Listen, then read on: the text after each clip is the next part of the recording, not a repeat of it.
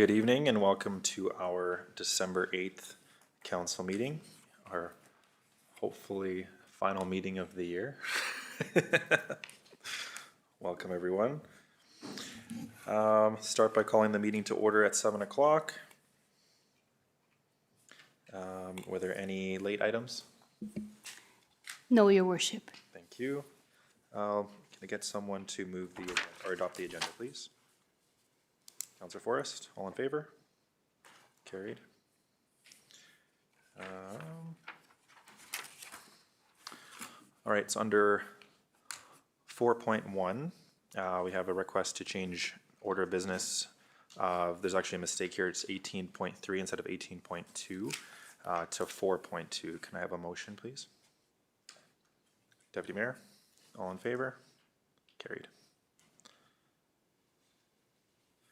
All right, moving ahead to 4.2.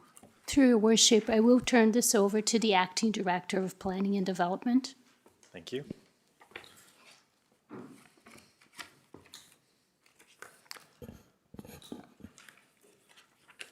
Good evening, Jane. Good evening, everybody. You're going to see a little bit of me this evening. I apologize in advance. I'm taking up a lot of what might be your last meeting of the year. Your Planning and Development Department's been pretty busy trying to wrap up some projects that have been underway, some of them for quite a while. Some of them are relatively new additions at the request of council. So the agenda item that we're talking about right away, I believe, is the briefing note on manufactured home development permits. Can I confirm that that's the right one? Yep. Okay, excellent. Thank you. So this was some of council will be familiar with the origins of this, some of new council perhaps not. In the fall of this year in September, the town, through council and administration, received some complaints from property owners about the appearance of and age of manufactured homes that were arriving within the community. And as part of the investigation into whether or not there had been any procedural error in the approval of development permits associated with these units, and whether or not there were any compliance issues related to the approval of manufactured home development permits within the community, council requested that administration prepare a briefing note that looked at the issuance of development permits for manufactured home units over the last 5 years to try and have a better understanding of what the situation was within the community and what the practice had been internally or administratively related to these types of developments. So as part of that, we looked back at the number of permits that have been issued and the conditions and those sorts of things related to those permits. And then we were trying to determine, again, what had happened administratively, where there were opportunities for improvements in our procedures and processes, and what options were available in order to address some of the concerns that had been raised through those complaints. And in looking at and assessing the information that was available, which in some instances was limited, one of the things we were able to assess, and we just want to flag for council tonight, and this will come back as another agenda item as well, is the recently completed residential, commercial, and industrial needs assessment that was prepared for the town by Urban Systems. The final version, which is in the agenda package this evening, identifies that the town has a really low rate of dwellings for sale and a critically low rental vacancy rate. It's 0.76%. There is sufficient land within the municipal boundary to accommodate growth, but there isn't really a sufficient number of existing available dwellings to provide the housing that the community needs in order to keep up with population growth. So as part of the assessment, they identified that the town will need 62 new dwelling units over the next 5 years, which is a high number for a community of high level size. And over the next 10 years, an additional 141 dwelling units, also a very high number. So that's something that I think it's important for council to take into consideration when we're trying to explore and you're trying to arrive at decisions about how to address this manufactured home issue within the community. When we're looking at specifically the types of development permits that have been issued for housing over the last 5 years, and then specifically, manufactured homes, because they are absolutely the most common type of housing unit that has been approved, other than the 16-plex developments that we've had this year and last year.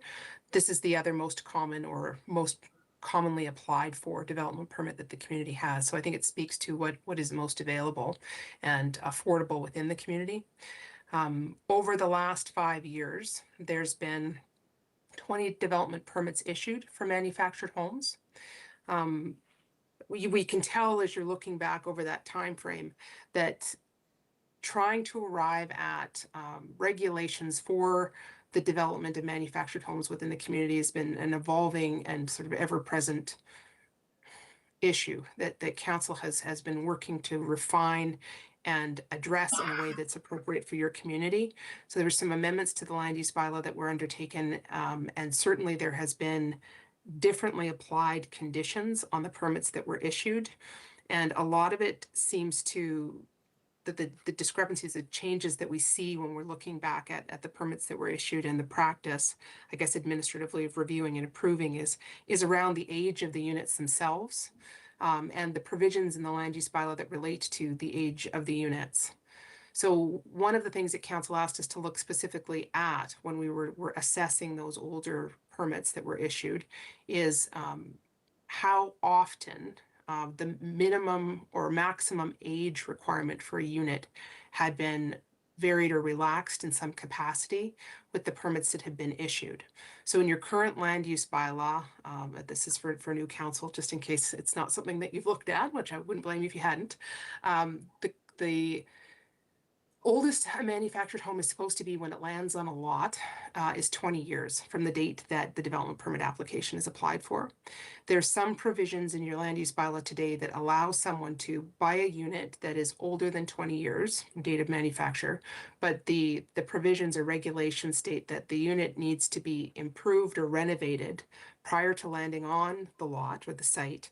As a requirement of the application, they have to provide proof that the renovations have occurred through an appraisal report, which indicates that the new manufacture date or assumed manufacture date would be within 20 years. So they've renovated it enough that it would have an effective date of 20 years. Looking at the permits that were approved over the last 5 years, that doesn't appear to have been a practice that administration has adhered to. In just about every case, it appears that either the manufacture date or effective manufacture date of the unit when it was placed on a lot was greater than 20 years. So of the 20 permits that were issued, 16 of the units that were approved had a date of manufacture that was either 20 years or greater. So this issue that arose this October relates, I guess, to a practice that the town has had for a considerable number of years. And as we're just going through the land files, trying to figure out what was going on, you can see that planning and development was struggling with trying to figure out how to enable housing and housing units to be developed within the community in a manner that addressed the community's need and I guess the type of housing that is available or affordable for the community. So it wasn't the development permit that sort of raised the alarm in the fall wasn't a one-off. It was consistent with administratively what the town's practice has been over the last 5 years. So that was the first thing that we looked at and tried to determine to give council a little bit of information about what has been going on related to this type of a development within the community over time. The next thing we did was we tried to figure out what was going on with those developments on those lots that had been approved over the last 5 years to see whether or not there is a history of non-compliance. So if varying that provision, specifically relating to the age of the unit, was creating issues for adjacent property owners because it hadn't been complied with, or building and safety codes requirements, or costs for the town in relation to having to deal with enforcement, looking back at and addressing the non-compliance. And as we were looking into these files, what we found was that the vast majority of the permits that were issued had conditions on them that had not been complied with. And it was a much broader range of conditions that are apparently in non-compliance right now than just the age of the unit. They were things from the skirting of the unit, requirements to undertake exterior renovations of siding, requirements to provide the town with copies of lot grading and drainage certificates so that we know that there isn't an issue with surface water being conveyed on the site, off of the site onto adjacent properties.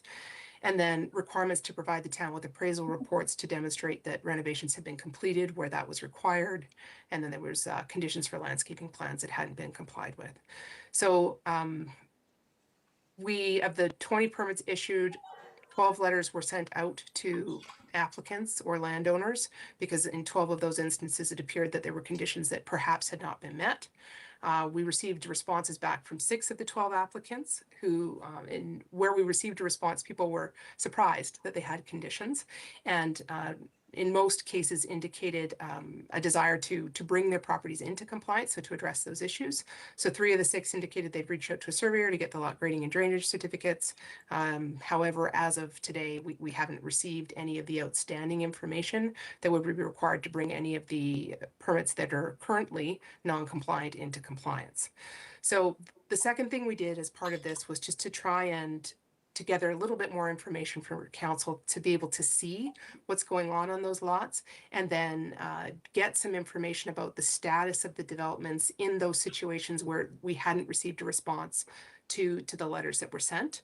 So we worked with the town's peace officer, and the town's peace officers went out and did 2 site visits to look at all of the sites where these permits for the manufactured homes had been issued to determine what the status was. You know, if the manufactured home had been placed on the site, if it appeared to be in the location that it had been approved in, if it appeared that renovations had been undertaken in order to address the outstanding conditions. And as part of the briefing note that's been provided to council, you'll note that there's an attachment to the back that shows the information that was included with the permit, and then it shows the photos and the information that was provided through those site inspections as a comparison. So what we were able to determine from the review of the permits and the conditions that were issued, and then also from the site visits that were conducted by your peace officer, is that only 5 of the 20 manufactured homes appear to be compliant with the applicable conditions. 19 of the 20 manufactured homes appear to be generally located in the right spot, so that's good. 8 of the 20 are not compliant with their skirting condition. 10 of the 20 are not compliant with conditions to provide lot grading and drainage plans for the properties. And then there's other outstanding conditions as well relating to things like consolidating lots where a development is going across 2 properties, landscaping, appraisal reports, or engineering reports. So most of them, like the majority of the permits that were issued, have outstanding conditions that require follow-up and compliance on the part of the applicants. So there's in the briefing note, you'll notice there's some information about the legal and regulatory framework that applies to development permits and lot grading and drainage. I won't take you through that. It's there for you. If you have any questions, please let me know. We've also included in the report some specific information from your own bylaws, just so that you have that to see what it is that we are looking at in relation to just ensuring compliance and consistency with municipal bylaws, which we're required to do. The most important, or I guess summary bit of information for council in this regard, is that the town has the legal authority through the Municipal Government Act and your own bylaws to enforce development permit conditions when either the conditions have not been met to the satisfaction of the town, or the development on the site does not conform to an approved development permit. The developer or owner is contractually obligated by bylaw to satisfy the conditions of their permits, and to fulfill those conditions and provide evidence of that to us. The developer is also contractually or by bylaw obligated to comply with Safety Codes Act. And as an accredited municipality, which you are, we're responsible for ensuring through reporting that you have fulfilled this obligation that you have as an accredited municipality. So we work with your building and safety codes officer in order to do that, but it is necessary that once a non-compliant situation is identified, that some follow-up action be taken, and certainly is within the municipality's authority to do so. There are some, I think, financial implications to one of the options of addressing the non-compliance and the issue, the larger issue relating to manufactured homes that we've been considering over the last couple of council meetings. When I get into the recommendation section, I'll talk a little bit more about what I think might be the more effective way to deal with this. There are costs to the municipality associated with enforcement. There are certainly even greater costs to the municipality for not dealing with enforcement. If not dealing with the matter results in damage to municipal or private property, say on adjacent properties, and we were aware of it and we didn't take action to resolve it within a timely manner, there could be a liability issue for the municipality that it's very important for us to avoid. So even though there are costs associated with undertaking the enforcement, it's important that we do it. So that's sort of where we are in relation to these development permit applications right now. We know that there are many non-compliant properties, manufactured home properties. The range of non-compliance is different depending on the site. Planning and development will take additional steps in order to address each one of those situations and try and bring those properties back into compliance so that there aren't a potential additional cost to the municipality resulting from issues with the non-compliance. One of the other things that we had entertained, and there is a public hearing this evening for, is an amendment to the land use bylaw to no longer enable the placement of manufactured homes that have a date of manufacture that's older than 20 years on a lot within the community. We're not sure, in doing this deeper dive into the files and the practice, that is the most effective solution to this problem. In fact, we are a little bit concerned that there might be a more significant financial cost to the community at large by limiting the opportunity or option for this type of an affordable housing option within the community that we just want to flag for council.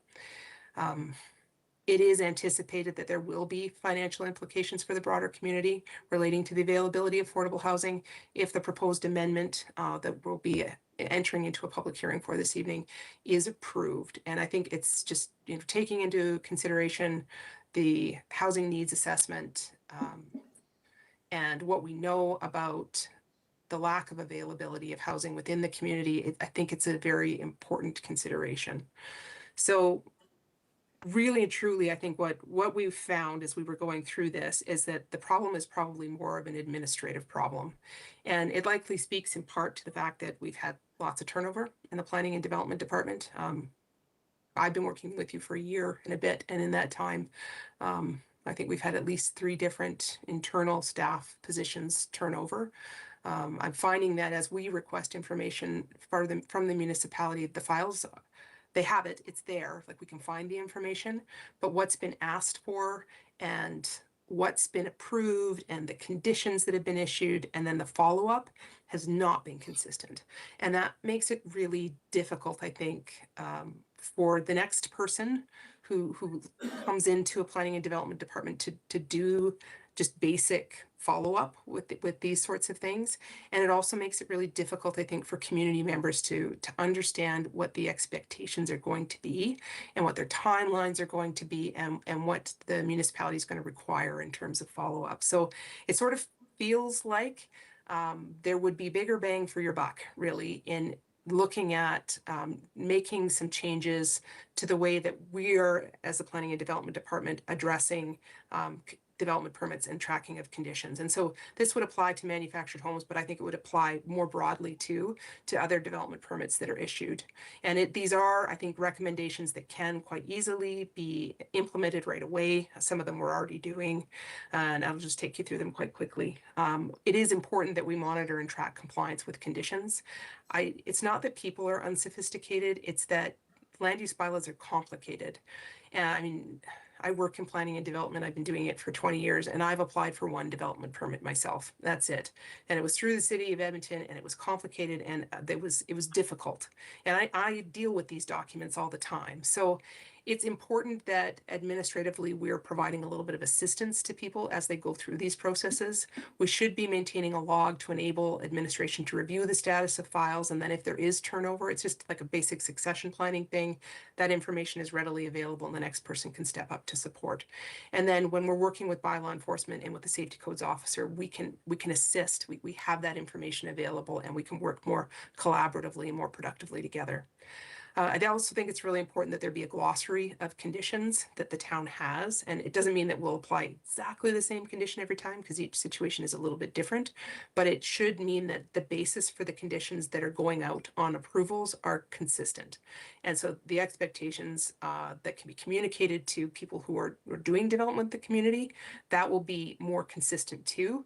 And they'll just have a better understanding of what the expectation are, what the timeline's going to be, what their costs are going to be, and it should help streamline all of the development processes as we go through reviewing different types of applications.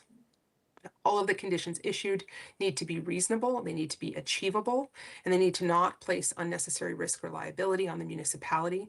They should have clear timelines for completion, and they should identify who's responsible for completion of those conditions. I think that was one of the challenges with these permits, is that I don't know that people who received the conditions and the approvals understood that they were the ones responsible for satisfying those conditions, which they are. So that's just an education piece that we need to work with applicants to help them better understand. Conditions should be consistent, and we need to ensure that, we're just improving interpretation and transparency. Working in collaboration with Public Works, we should develop guidelines for what types of supporting studies or plans would be required in support of an application so that people can have a better understanding of expectations. And then just internally, it would be helpful to have an onboarding manual for new staff that just says, hey, these are what we have. This is what council has directed us to look at and evaluate when new applications come through the door. So lists of plans, bylaws, and studies that are either approved or underway so that they're there for new staff to be looking at immediately. And then a list of policies and procedural documents relating to land management within the community and related fees and related conditions that are regularly applied. So I will leave that with council. This is just a for information briefing note tonight, but there are lots of opportunities for us, I think, internally to make adjustments to address some of these non-compliance matters that we looked at when we were looking at the history of approvals here. I do think that if really what we're trying to do is just address those non-compliance issues to protect developers, to protect adjacent property owners, and to provide greater protection for the municipality, implementing these recommendations might be the better way to address the issue, the one issue that arose in October.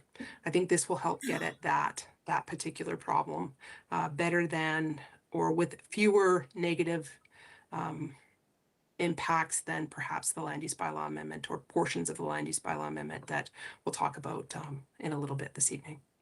So that concludes my report. If there's any questions, I'm happy to take them. Well, thank you for the report. I definitely appreciate the deeper dive into what has been going on for a little while, and I think that taking accountability, although it was past administration, it's important to acknowledge it for the general public. To know that we're moving forward, we're going to be doing things properly, and hopefully it all works out.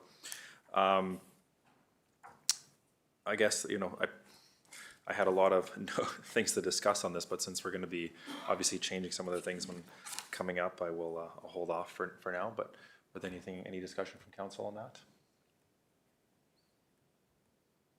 Deputy Mayor. I'm just looking at the recommendations. I can appreciate it. I mean, that's what we should have been doing right from the get-go. If we're going to provide conditions to a development, then it's on us to police those conditions as well. I understand that it's going to make things more difficult if we make the changes to the land use bylaw. But the cost difference between like a 20-year-old trailer and a 30-year-old trailer, we'll say, they're pretty negligible when you're comparing them to the cost of a reno, like $100,000 reno. So I don't know how affordable that is for most people to swallow, because when you're looking at a trailer over 20 years, you can't even get a mortgage on that trailer, most people. So I don't see it as the best affordable option, but that's just my opinion. I think we'll maybe dive into that conversation a little bit later on after the public hearing. I guess just one other thing to add is when we're moving forward with enforcement, and obviously there's been some administration oversight over the past couple of years with these approvals and, you know, the non-compliance issues. I guess what I want to say is, when it comes to the approach of how we deal with these issues that are obviously brought to light now, is dealing with the applicants or the homeowners themselves, obviously with a bit of grace, considering we've had quite lax operations over here, so if they might need some time, and like you mentioned, Jane, obviously educating them on the proper procedures and everything, so I think moving forward, that would be the best course of action.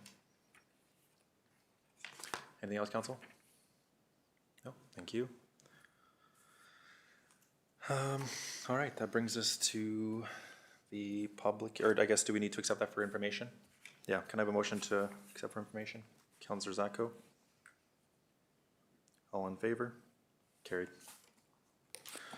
All right, moving on to our public hearing. Give me 5 minutes while I go back to my papers here.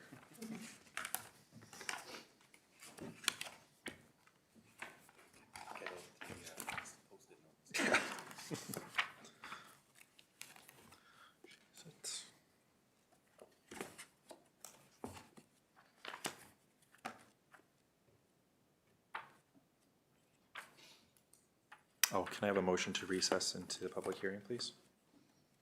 Councillor Mercredi? All in favor? Carried. All right, I can't find, do you know what page it is on in the binder? I can't find it in my package here.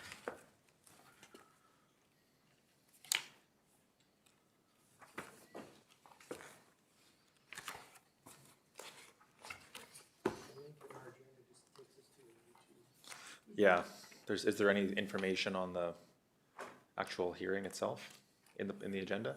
Because yeah, like Councillor Langford said, there's only a link to YouTube on the online portal.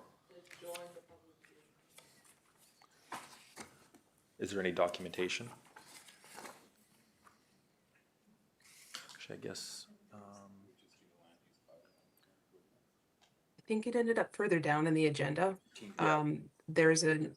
There's an RFD, and that's what I'll 13 take you point. through when we get to the planner's report. Yeah. okay, all right.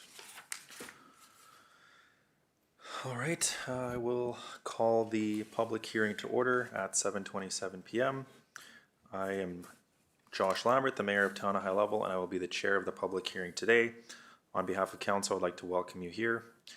I guess we have to, I'm following a script, by the way, so that's what we have to introduce ourselves, who all is all in attendance. So we'll start with Councillor Langford. Councillor Langford. Councillor Mercredi. Councillor Forrest.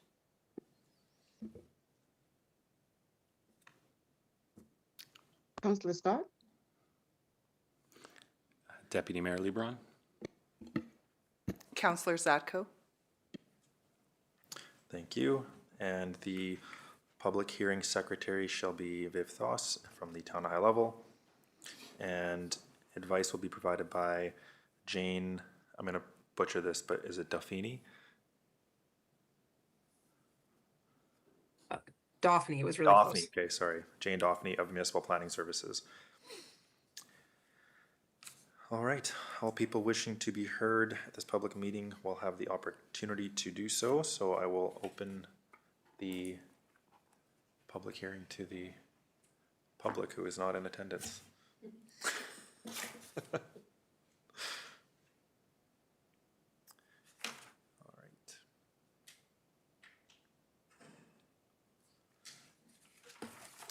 One second here. Actually, I think I need to read the bylaw amendments first.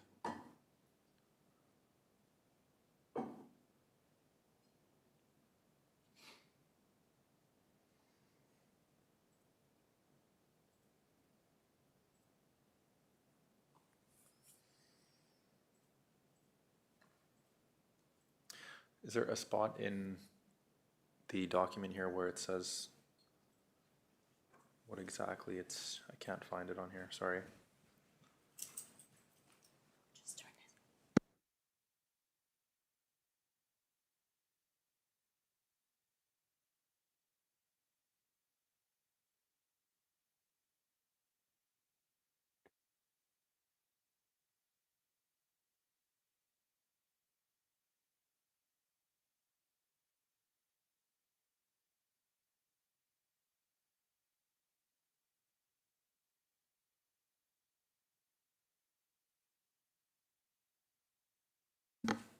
All right, we'll try this again. The public hearing for proposed bylaw 1059-25, being the bylaw to amend the existing Town of High Level Land Use Bylaw 1051-25 as amended, is now open at 7:30.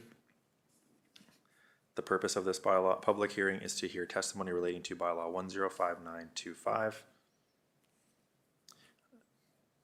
Okay, I will now call for anyone wishing to speak in favor of the bylaw. Seeing none, I will now call for a second time for anyone wishing to speak in favor of bylaw 105925. Seeing none, I will call for a third and final time for anyone wishing to speak in favor of bylaw 105925. Oh, I thought I was supposed to do that next. Okay. All right, I will now call for anyone wishing to speak against the bylaw. Seeing none, I will call for a second time for anyone wishing to speak against bylaw 1059-25. Seeing none, I will call for a third and final time for anyone wishing to speak against bylaw 1059-25. Seeing none.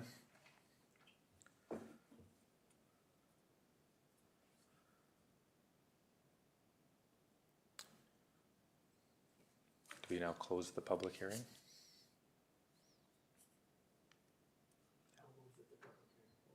Okay. Councillor Langford, all in favor? Carried.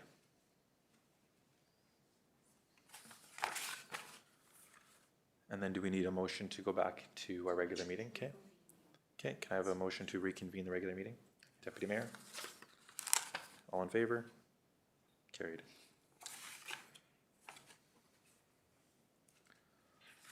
All right. Seeing no delegations, we will start with the minutes of the regular council meeting of November 24th. Do we have any errors, Councillor Langford? So we go from resolution 362 to 364. There's no 363. It was missed in the numbering. And then resolution 365, the adoption of the minutes, it should have been as amended. That's all I have. Thank you. Any others, council? No? Okay. Councillor Langford, do you move that with amendments? Yes. Thank you. All in favor? Carried. All right, 9.2 minutes of the public hearing held November 24th, 2025. Councillor, any errors noted? No, seeing none. Can I have someone move that, please? Councillor Zatko, all in favor? Carried. All right, moving on to reports. Council, I assume you received my report that I sent via email. November 28th and 29th, I had was heavily involved with the Chamber of Commerce's Midnight Madness event. Very, very good, positive feedback for the whole entire event. There was a lot of businesses that said they were extremely busy. Some of them had record sales, so it was really, really good to hear that. Considering the economic outlook of our, of the country, but yeah, very impressive. Also at the same time, we had the tree lighting ceremony, so wanted to thank the fire department as well as the town staff who helped organize that, as well as Alberta Forestry, who manned the fire pit and gave out hot chocolate to people most of the day. But yeah, overall, very, very good event. One of the things we introduced this year was the youth scavenger hunt, which nothing but positive feedback on that as well.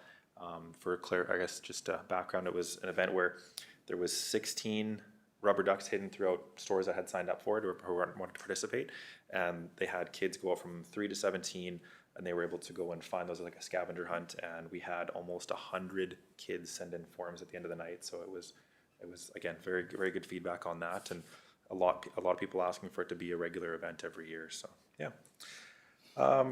December 2nd, attended the Tri-Council dinner with Mackenzie County and the town of Rainbow Lake. Very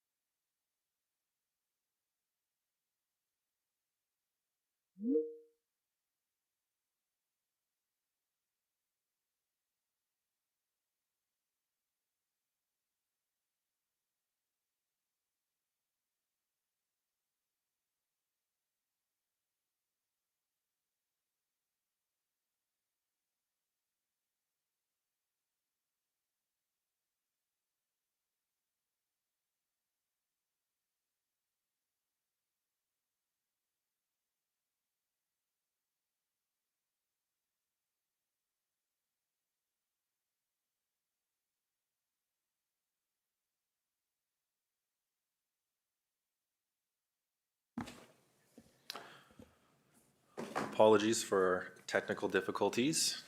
Are we back online, Bill? Live as well? Okay. Councillor Scott, what was the last thing you heard before you got cut off?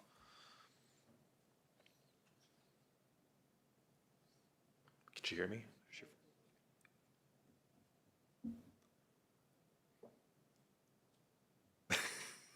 What was the last thing you heard before we got cut off?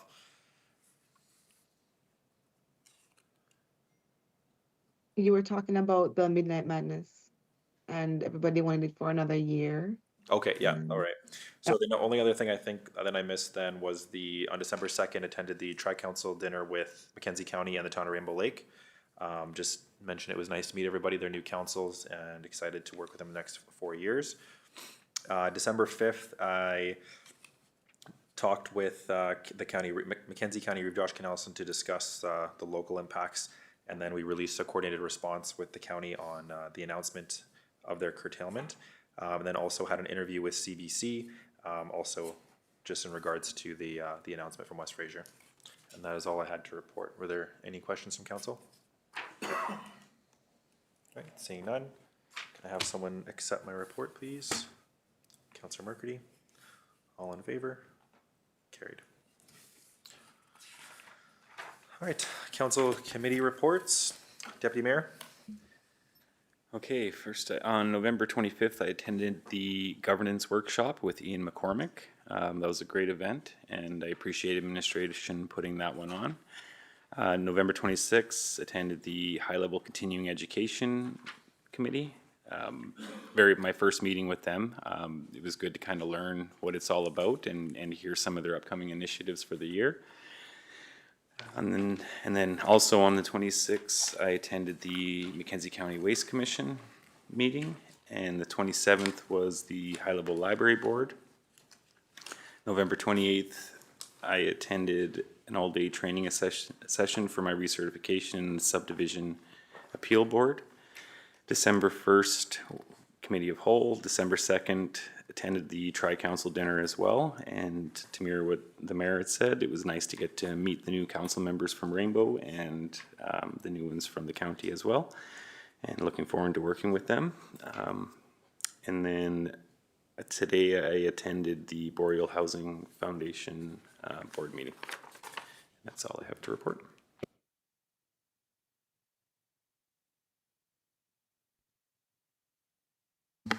Glad to hear you got your recertification. It's exciting. A pass is a pass. There we go. All right, any questions for Deputy Mayor? Seeing none. Councillor Forrest? On November 27th, I was at the High Level Municipal Library Board. We held our organizational meeting. It's a very positive and productive team.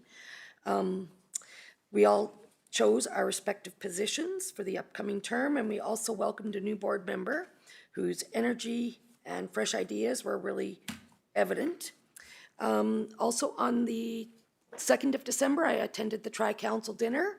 I also thought it was very, very good opportunity to connect with the Rainbow Lake and the county. And I'm looking forward to working with them for the next 4 years. Thank you. Any questions? Seeing none. Councillor Langford. November 28th, I also completed my subdivision appeal board recertification. December 1st, the Mackenzie Regional Waste Management Commission board meeting where we established our budget for 2026. December 2nd was the tri-council meeting like everyone else. And then earlier today, the Northwest Species at Risk board meeting.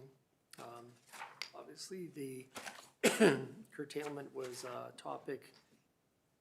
We've received our final report on the caribou survey that we did with all of the cameras. Despite our request, they really didn't put it into a nice, neat form that would be easily digestible by members of the public. So we're going to reach out to Silvacom to see if they can take that data and put it into a more manageable report. And the administrative assistant is moving on to another opportunity, so we're in search for another admin person. The next meeting is January, the third Monday in January, the 19th, I think it is. That's it. Any questions?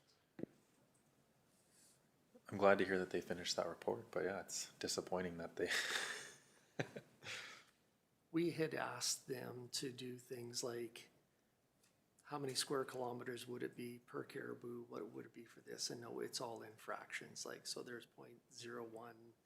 Like it's, if someone was to look at it, if you were good at math and all of the rest, but it's not a snapshot of here's sort of the state of the region and stuff like that. So we're hoping. Silvacom has been super good throughout all of this stuff.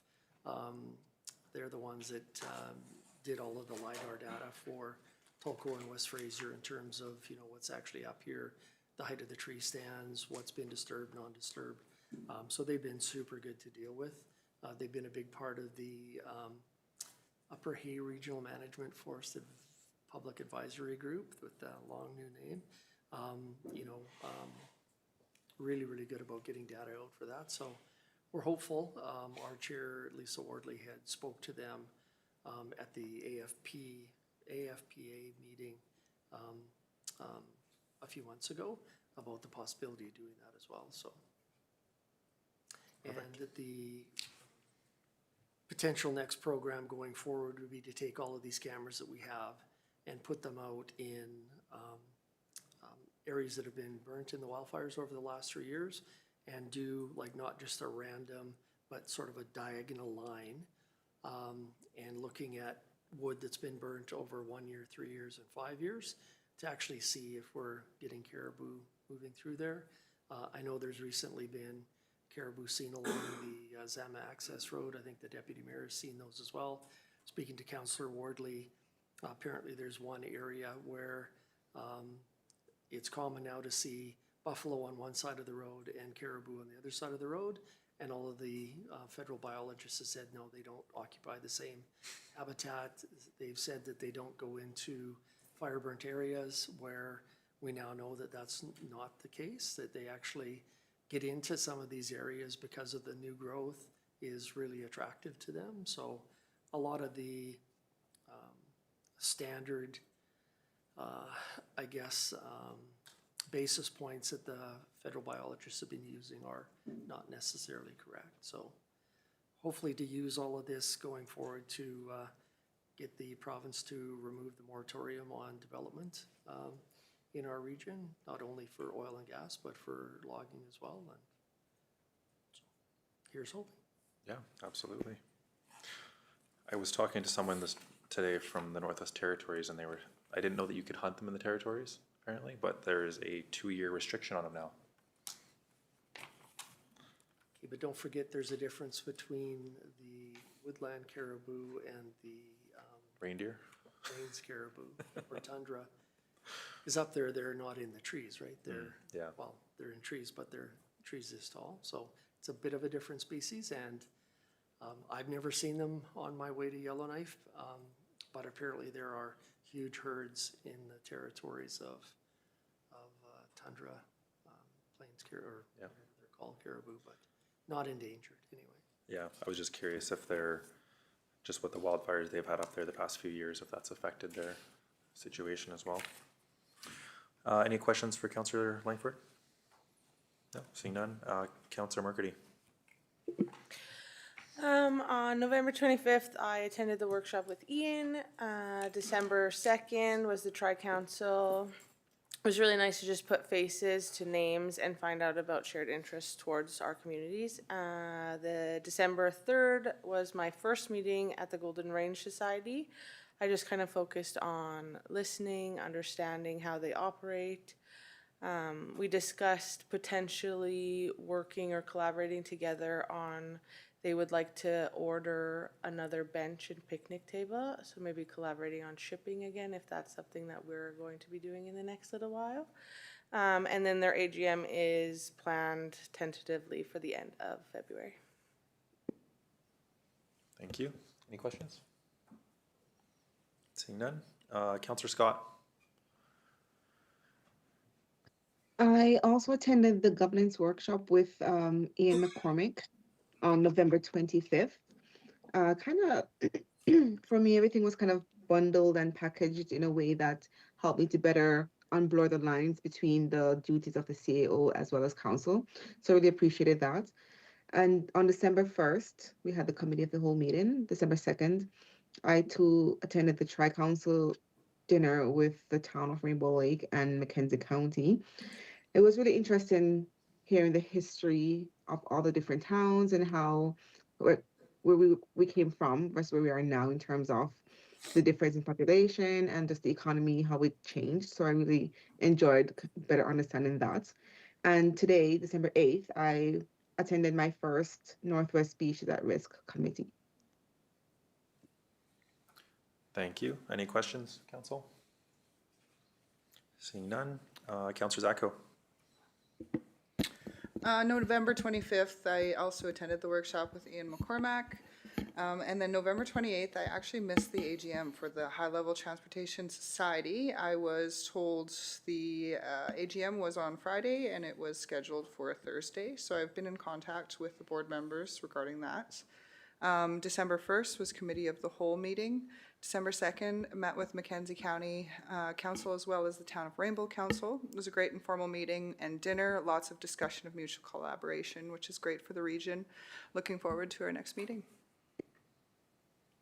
Thank you. Any questions? All right. Just a question in regards to our Boyle Housing appointment. As Councillor Forrest is the appointed council member, but she's unable to make the meetings, I think we need to appoint a different council member. So do we have to make a motion to rescind the appointment and then reappoint? Okay. So obviously, I guess we need to accept council reports for information first, and then where do you want me to add that in the agenda? I meant to do it earlier and I forgot, sorry. It was at the bottom of my list here.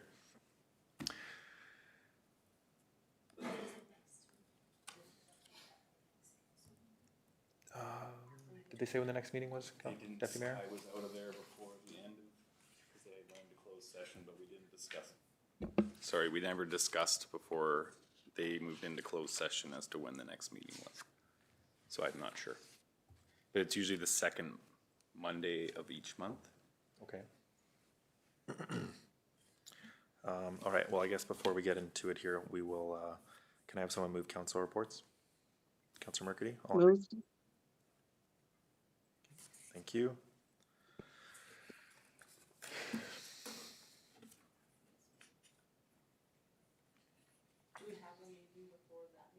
No, this is our, well, I think when's our first meeting in January?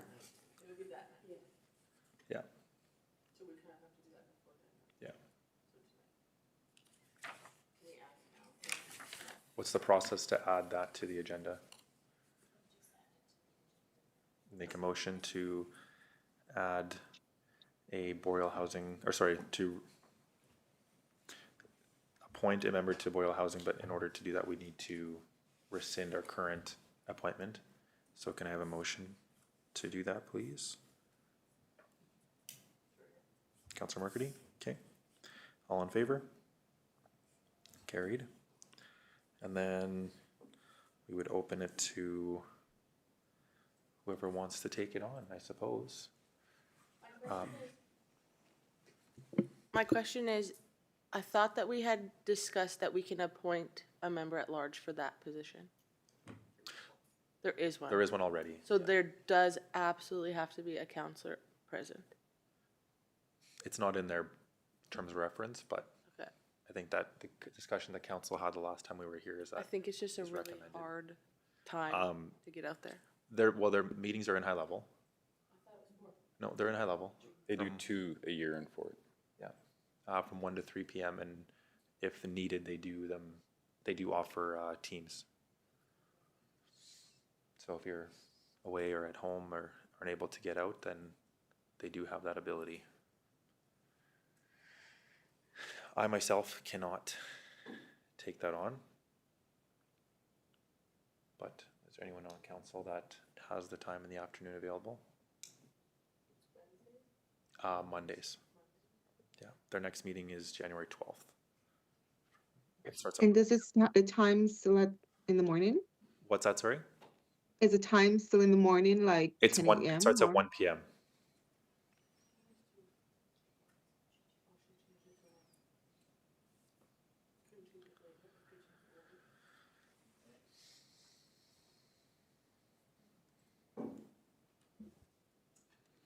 Deputy Mayor? I myself am unavailable for that time.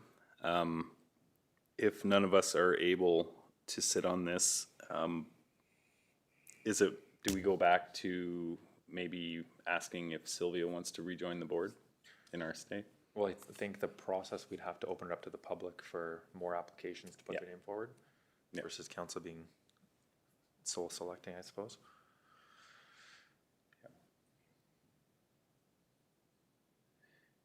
Because one thing I had discussed today with our current public member was that if that's what it came to, we couldn't find a council member to attend, they'd be willing to come in and give us a report as often as we see fit. So I think that would be very beneficial. Absolutely. But, The only problem with that is how do we know when we need to hear from them? If something comes up.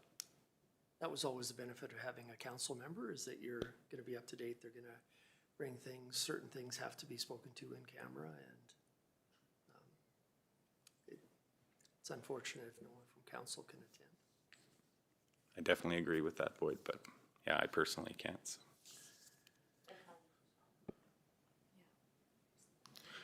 All right, so does council want to make a motion to open it up to a public appointment?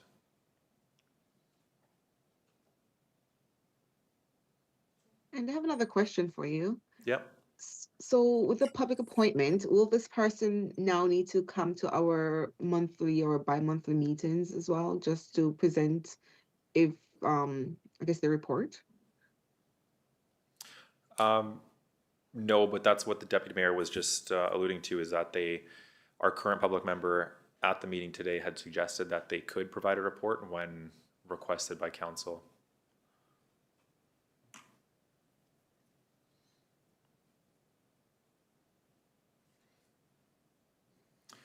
Any other discussion? Or does anyone want to make a motion? We do need to decide on this.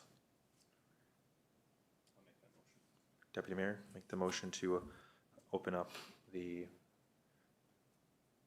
public appointment to Boreal Housing. Applications to the public appointment. Do we need someone to, I'm assuming we're not gonna find someone by the 12th? So should we appoint someone to go to that meeting though? Do we have to do that? Or are we just gonna miss another meeting? There's a motion standing, so we need to make a decision first. Okay.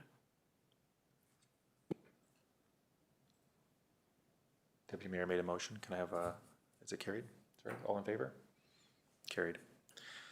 All right, so with that question, we should appoint someone in the interim to attend that meeting, because like Councilor Mercury said, we're not gonna have a person decided by then. So is there anyone that is able to attend the meeting on January 12th? I'll go. I just don't want to, like, I will sit there until we find someone. Okay, Just so you're aware, Uh-huh. you will be attending as a public member. Okay. And we'll have no voting standing, so, Okay. so you're aware. Okay. Is, do we need a motion to allow Councilor Mercury to attend the meeting? Okay, can I have a motion, please? Councilor Zacco, all in favor? Carried. All right, sorry for that jumble there. We'll now continue on to administration reports. Through your worship, I will turn this over to the acting director of finance.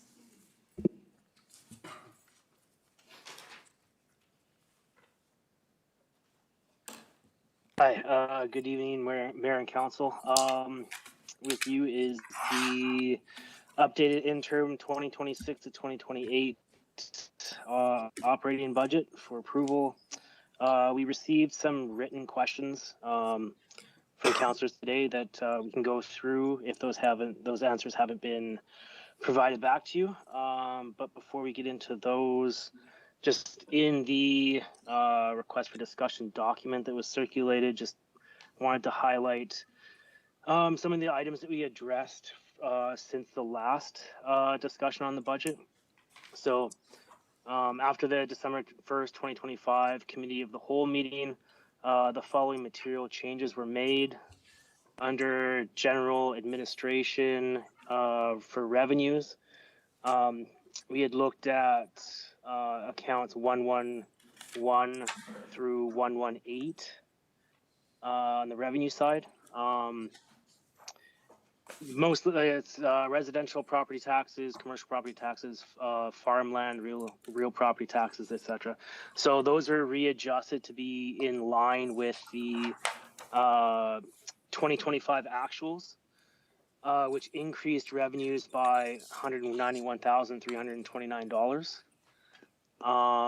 We also looked at, on the expense side in general administration, account 258, software maintenance, purchase, and upgrades, and that was reduced by $30,000.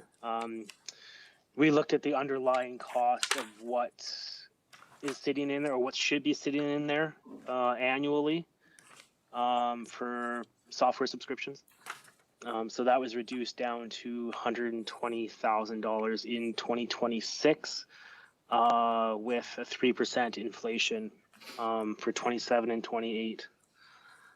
There's other minor adjustments from comments that were provided, but those were the big material changes.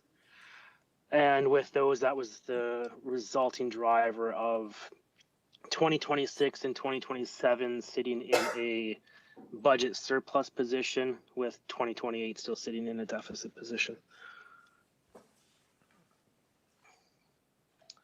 Now, obviously reiterating what the plan is with this budget is it acting as an interim budget until we get into the strategic planning sessions in March, where we'll reopen this, the 2026 budget, to finalize that in 27-28 based off your guys' strategic plan.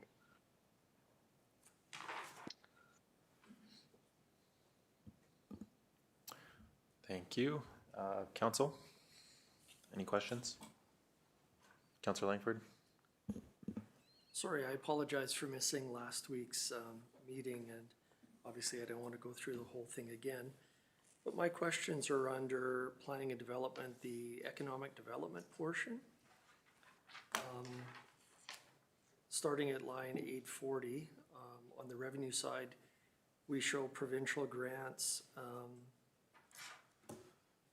that have increased this year to $449,168, and then we have nothing going forward. But below that is the ongoing transfer from reserves of $514,000 and change. And then we've got other revenue from our own sources. Then when we switch though to the next page, under economic development, starting at line 110, I take it that we're not extending our economic development offers position. But when we go down to line 230, consultants, professional services and fees, we've got a budgeted amount of $963,809 for economic development.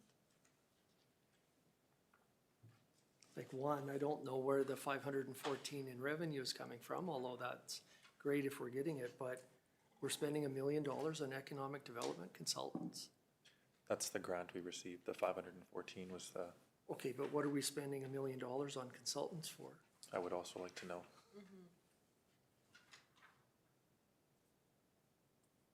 I believe we went over that last meeting, but Romer, can you reflect on that again? Sorry again, I Please. apologize, I missed the last meeting, so. Yeah, no, yeah, I fully understand, yeah. Good evening, Mayor and Council. The consultants, the scope of services in the consultant line for economic development mostly consists of the NRED activities and the SCOP activities. Most of those activities are offset by a grant that we receive. It is planned to continue those ones as well as the Housing Accelerator Fund. We were approved for that grant for the next 4 years. And that's embedded in that consultant professional fees, which is $418,000. Okay, so where's the corresponding income for that? Like I see under planning and development, revenue or from own resources of 418,285. But then we've got the transfers and reserves that we were told we weren't gonna be doing of 514,000. The revenue for that is under planning, zoning, and development. That's line 590R, Okay, 418,285. so if we're getting grants of 418, but we're spending 963? Yes, because we have some NRED funds that are not spent yet, and those funds will be carried forward for the next 3 years, and we are planning to spend those in the activities that those grants are allowed for. But I will be in contact with Logan, our former Director of Planning and Development, to see where those projects are standing up to now, and give you guys an update. So I would just like to know where the revenue portion, Yes, the revenue is in the. they don't add up. And I realize that this is only an interim budget at this point, but that was the only glaring question that I had. Just to touch on what Councillor Langford had mentioned about the economic development officer, with that position not in the budget for 2026, what are we doing with the rural renewal stream situation? Through your worship, most municipalities put that on hold because we don't know the future of this grant until February of next year. Okay. Do we have any documentation supporting what that rural renewal stream has actually brought in for the town for revenue? Do we know what that number is? The And revenue. I understand it was $1,200 per application is what council had set when we first set it forward. 1,250, yes. Yep. So what has that actually brought in for the town revenue-wise? I would have to report back to you on that. Because from what I understand in the past, is that the economic development officer position was paid for through a NRED grant.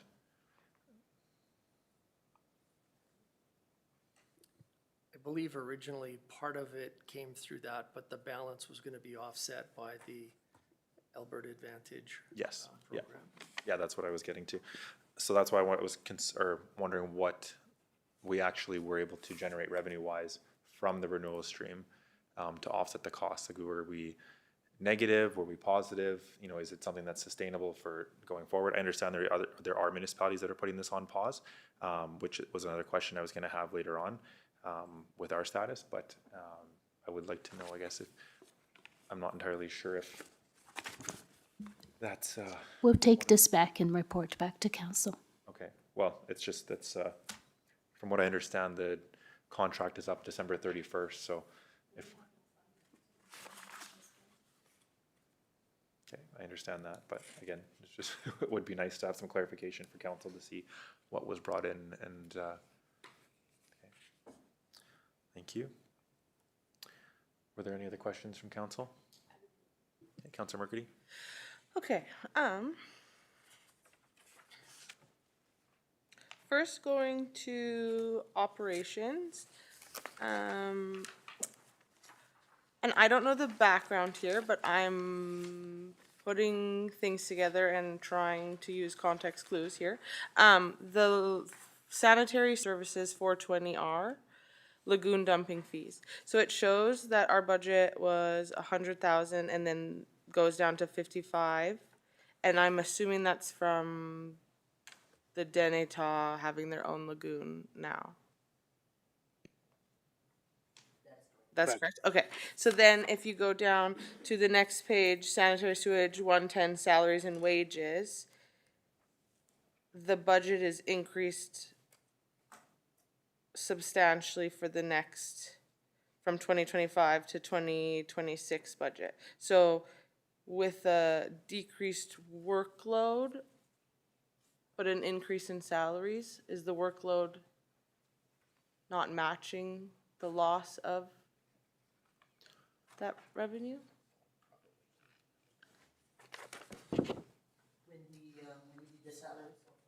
Just your mic. It was. When we did the salaries and wages for all departments, it was decided that the allocations of the public works employees,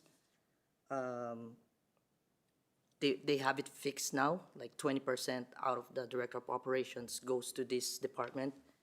And after all salaries and wages are accounted for, this is what it amounts to. So the problem was from before, we have allocations as well in Questica, but it's not being reflected in our accounting software, which is Central Square. That is why the numbers always don't match. But come next year, we will ensure that these allocations that we set for 2026 will be, we will ensure that we will reflect those. So this increase here is just a reflection of the director of operations salary? No, there's director of operations. We also have Darcy and the public works equipment operators. So because they oversee multiple departments, that's why it's split in those. Through your worship, this was a decision made by the former director. We will go in to review this and find out the rationale for it. Okay, thank you. I thought possibly that this had to do with the lagoon cleaning and that we were gonna try and do some of it with in-staff. So the dredging of the sewage lagoon or the cleanup, I had thought we were gonna do some of this in-house. Is this a reflection of that possibly or not? No? All right. Through your worship, we haven't discussed, these are the numbers provided by the former director, and then now we're gonna work and refine this and find out and report back to council.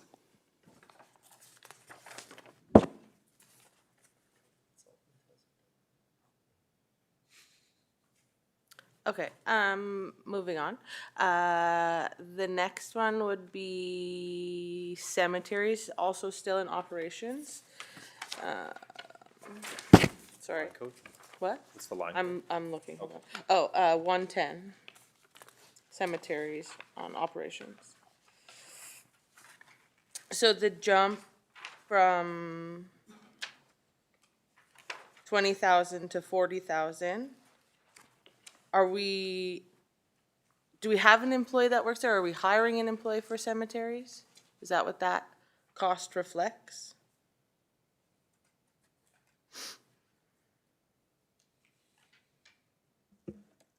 It is the same explanation. So the numbers that were provided for, the allocations of the salaries and wages, the percentages that goes to each divisions of the public works employees, that's what it amounts to after the calculation. So, yeah.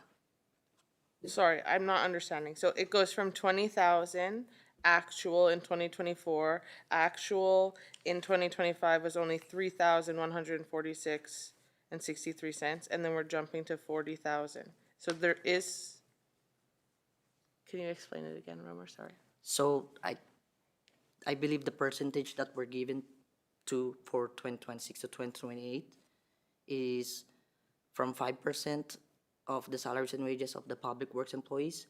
Now it's 10% of their 10% allocations of their salaries and wages goes to cemetery. Oh, because public works employees take care of cemeteries. Yes. Okay.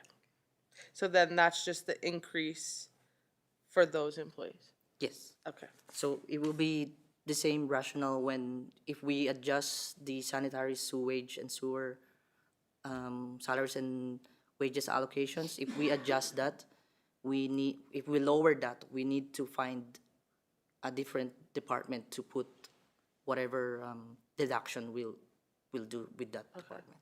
And then we'll just figure that out when we do our, Yes, we will refine the numbers that were given to us, and then we will. okay, thank you.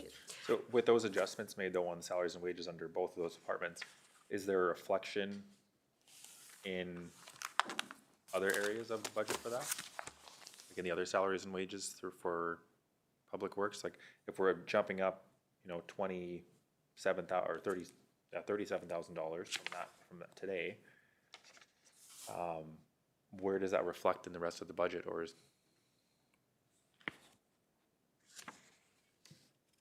Sorry, I think I can help simplify it. If you go back to the overall budget and you look at operations, you can see the numbers are consistently through there for revenue and for expenses. And this has been a frustrating part for me as a counselor over the years. As we switch from one accounting program to the next, things get reallocated, redescribed, and what was once spent in this line item is now in this line item. So this is why we pass a departmental budget and not a line item budget. But, if there were huge jumps within these overall numbers, then, some of this would be more concerning, certainly to me. But when you see some of these things, and that's why when you're looking through, and administration has done a great job of eliminating some of these. But, for example, if we're talking about cemeteries, line 900, there's never been anything. So in reality, that line item would actually be eliminated.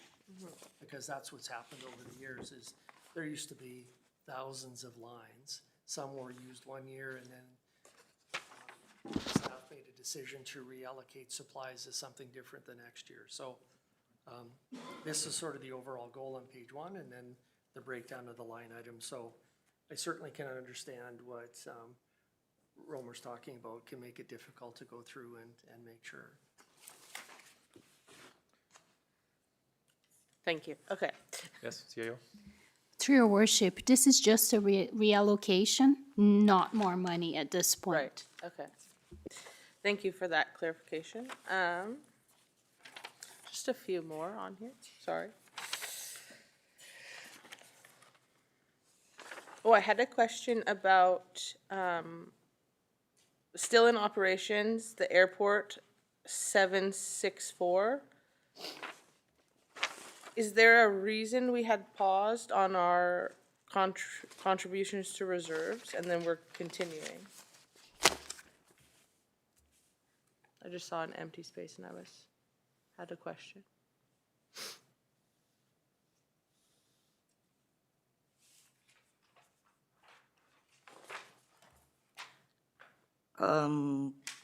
The contribution to reserves, this line item is used to zero out the budget. So we are going to contribute to reserves if there is a surplus after the year happened. And so for the department airport, the revenues minus the expenses, if there's any surplus there, it will be decided how much of that reserves will go, how much of that surplus will go to reserves. And since we are not yet done with the year, we don't know yet. So we've always had $90,000 exactly to give to reserves? at the end? That is what was budgeted to zero out the budget. Uh-huh. But But then when it says 2024 actuals, that's not actually?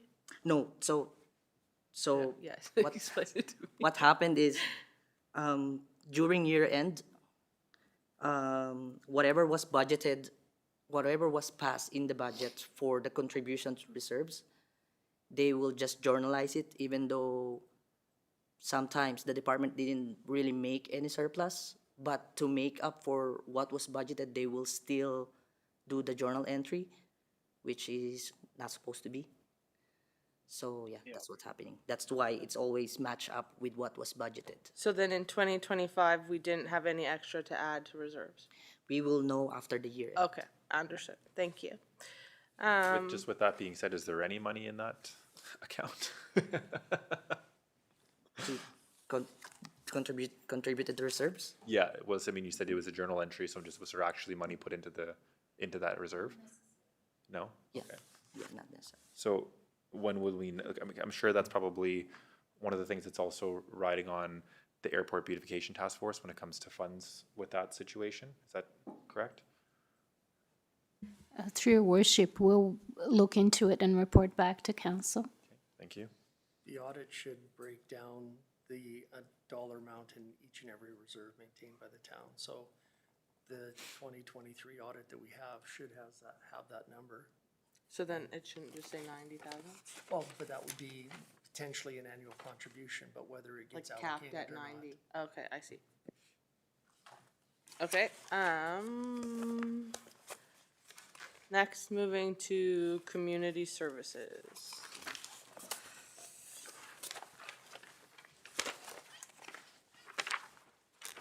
We are at Parks, line 530. Maintenance, materials, and supplies. So I had a question on this because it jumps a little bit to 18,000. Just bringing back up from the Golden Range side, are we planning on doing any more benches, seating? Is that what that allocates for?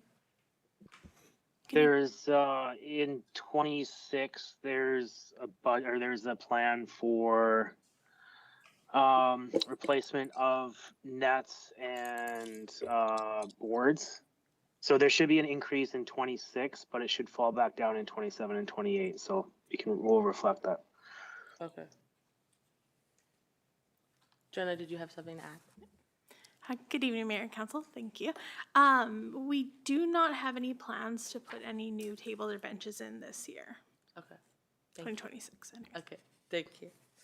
Sorry, with the stuff that council approved last year, I think last meeting you said that was all taken care of, those were all completed? Yes, we completed all of those.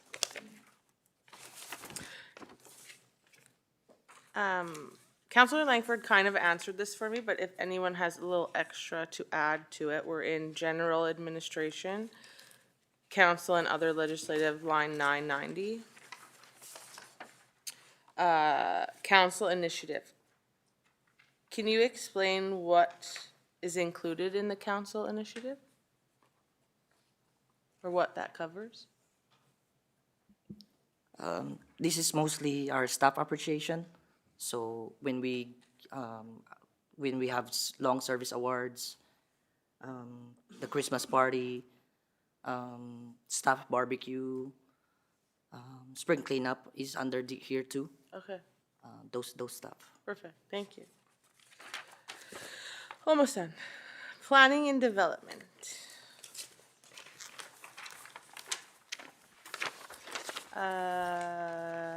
I think this is the one that Councilor Langford talked about. right? Yeah. Yeah, okay. Yeah, it is. Okay, so that's the grant, and then we just offset it into the, okay, so that answered my question then. Okay, that's all my questions. Thank you.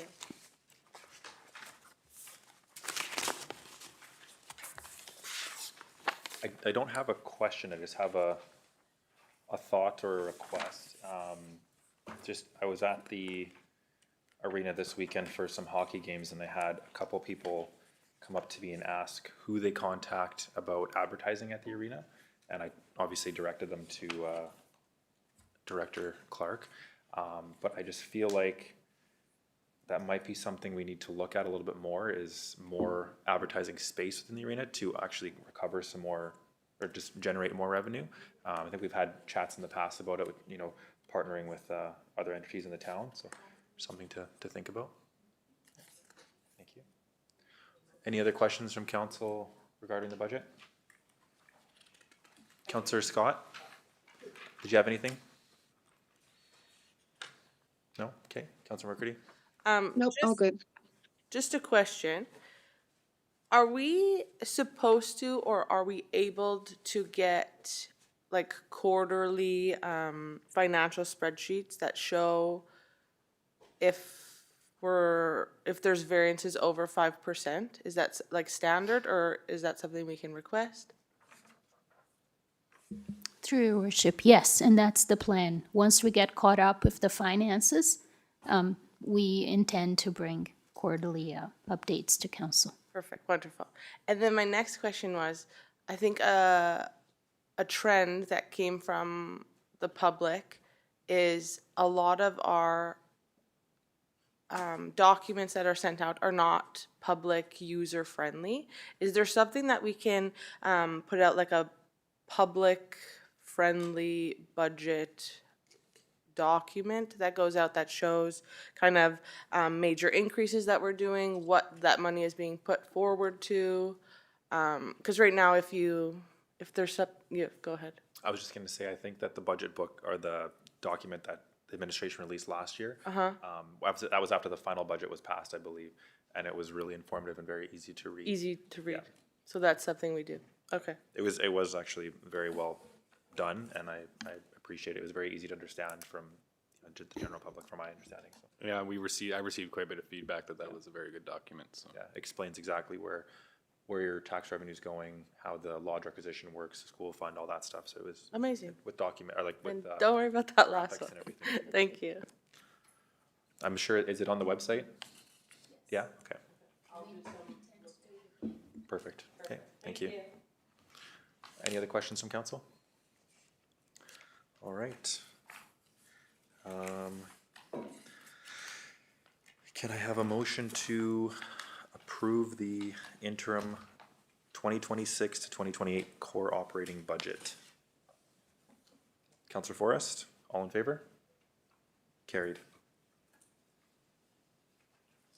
All right, moving on to the 5-year capital plan.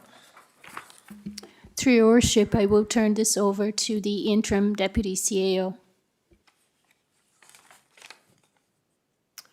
Good evening, Myron. Good evening, Mayor and Council.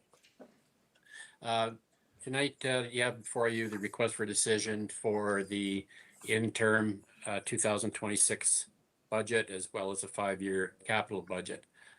As Council is aware, there's been numerous challenges over the last number of years that have created a backlog of projects that are either not completed, as well as new projects that require consideration, as well as some funding and operational challenges. These are things that we're working through, and look at 2026 as being a turning point, providing an opportunity for the town to address a lot of these backlog of projects and secure and analyze the grant funding for these new initiatives, and establish a structured path to move forward with these projects. Many are very integral in providing the service levels expected by the residents of High Level. The many forward or carry forward projects are listed in the Schedule A that's attached to the document. They've been identified with placeholder amounts because currently we're not exactly sure what grant funding has been made available. We're working with municipal affairs as well as the federal funding agencies to determine the grant funding status. There's been a lot of inroads in cleaning up some of that information for 2023, and we're currently working towards gathering remaining information for 2024. This will provide accuracy in knowing how approved projects will be funded, what grant funding has been made available for those projects, and what other funding is required with the town's own sources. Our administration is working diligently with staff, our interim finance team, and auditors to get an accurate determination of the town funding that is available through various funding options, including reserves, levies, and debentures to fund existing capital projects as well as new projects coming forward. In addition, the town's finance tracking process and reporting had significant challenges that have been bringing this work to current. Challenge, however, is we're making good strides and look forward to future reporting in the very near future that will put the projects in more of a positive light. As mentioned, there's two spreadsheets. We've split it into Schedule A, which is accumulation of capital projects for the period of years from 2020 to 2025. Most of these projects within the spreadsheet have extended over multiple years and are still in progress, while a limited few have been completed. The current priority is to advance these projects to completion, and all efforts are being made to do so. We've reached out to numerous consultants that are working on these projects, advising them that this information is needed sooner than later so that we can bring this information to council and prioritize the projects that are needed over the next number of years. In Schedule B is the 5-year capital plan, the interim capital plan. There's several projects provided in the carry forward projects in Schedule A. A lot of them are studies and planning documents. For examples include a stormwater systems master plan, sanitary sewer system master plan, trails and active transportation master plan, and roadway condition assessment plan. So these documents will be coming forward to council right in the new year, starting in January. And we'll be reviewing those with council, looking at the recommendations that come out of those documents, and we'll be able to more accurately portray what the capital needs are for the upcoming years. So the numbers that are placed in the 2026 and the 5-year capital plan are estimated numbers based on review of the draft documents that still need to be finalized. As mentioned, in January, we will be bringing the Trails and Active Transportation Master Plan forward to council, as well as the Roadway Condition Assessment Plan. I do know that council is very interested in the roadworks and road maintenance that's required to ensure that our road systems are in good condition. We've laid out the council strategic priorities. Goal number 2, 3, and 4 is there for council's review. Administration will be providing council an updated funding strategy in the first quarter of 2026, as I mentioned, once grant funding status and opportunities are finalized and the town's audited financial position is determined. The Schedule A and B, I can answer any questions that council may have. As you can see, there is a lot of projects that go back quite a few years.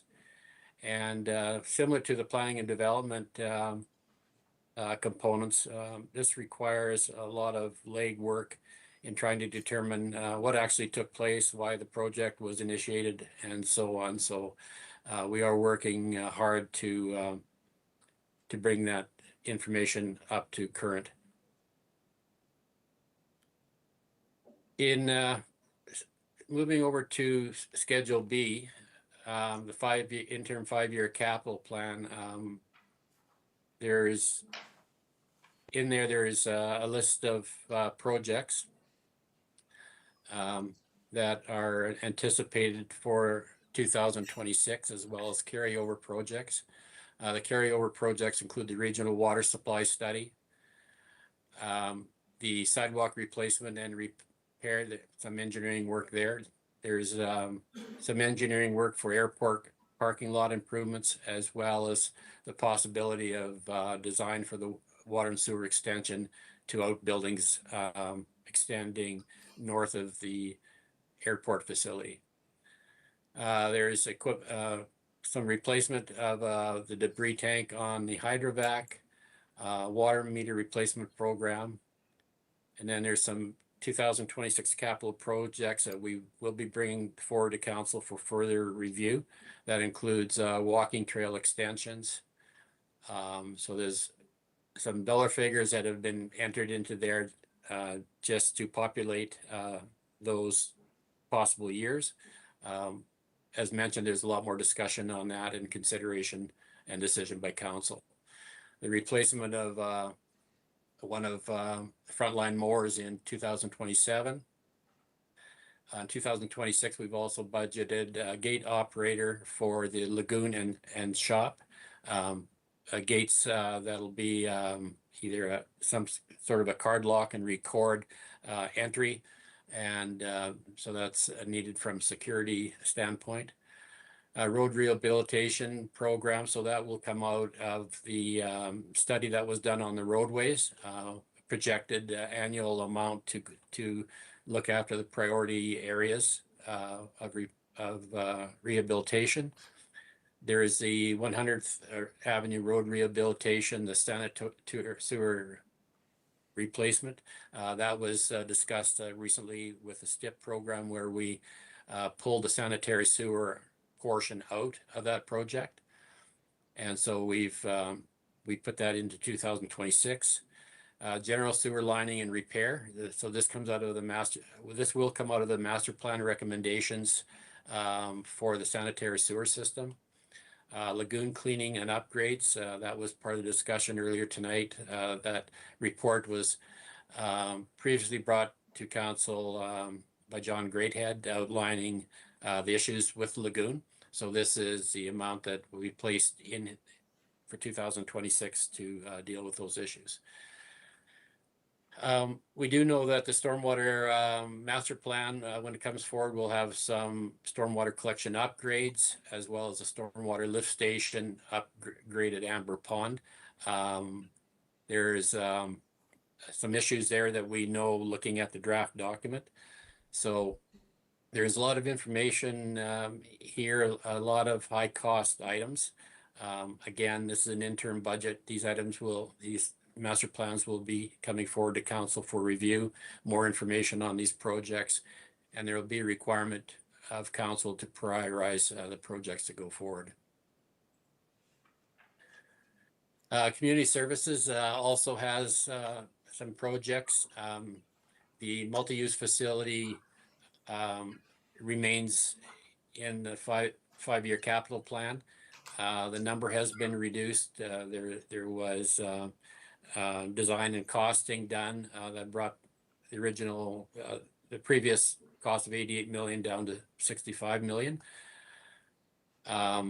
We've dropped that in a number of years ahead, knowing that it's a high ticket item and will require sourcing various avenues of funding. Community park upgrade, there's significant amount of money needed to finish that project off. Pool repairs as well. Council's aware of a number of repairs needed at the pool. There's grant funding applied and received for that. The arena foundation as well. This was another item. We did go out for tender earlier this fall, but we quickly realized there was not sufficient funding for the work that's required, and so this will be re-tendered in 2026, and we look at securing funding for that. There's upgrades needed at the museum, within the building systems itself and museum grounds. As well, there is some repairs and upgrades at the hot tub at the pool, as well as a change room. And the rental properties, we've also determined that there's some interior and exterior repairs required there. Administration has also have some projects. The one in red, the high-level fiber project, administration is unaware of what this project actually is. It goes back to 2021. So there's some more information needed to be gathered and will be brought back to council at a later date. The town hall backup generator, there's been some progress made there, and we anticipate that that project will be completed first thing in the spring when weather allows. Finally, with emergency services, the vehicles that were previously identified in the capital plan have been moved up to 2027, except for the peace officer vehicle, which is currently being tendered. So a lot of information there, a lot of big numbers at the bottom of the amounts for 2026. But as mentioned, this is an interim 5-year capital plan, and there will be a significant amount of information coming forward in the next number of months to clarify a position and the ability to move forward and fund these projects and to prioritize which projects are required for the community. And if there's any questions, I'll be pleased to answer them. Thanks, Myron. So just a question, when it comes to the funding and it, it shows 100% LGFF, or if there's any other grants out there, we still have to apply for that grant, right? So it's not a guarantee that that'll happen. So obviously that project isn't going to be completed or started until we actually get the funding for it, correct? That's correct. We'll make another application for that funding. Okay. So a few questions with the budget itself. Do we have any prior documentation from the regional water study with the county? Like, has there been any work on that at all since it was first introduced?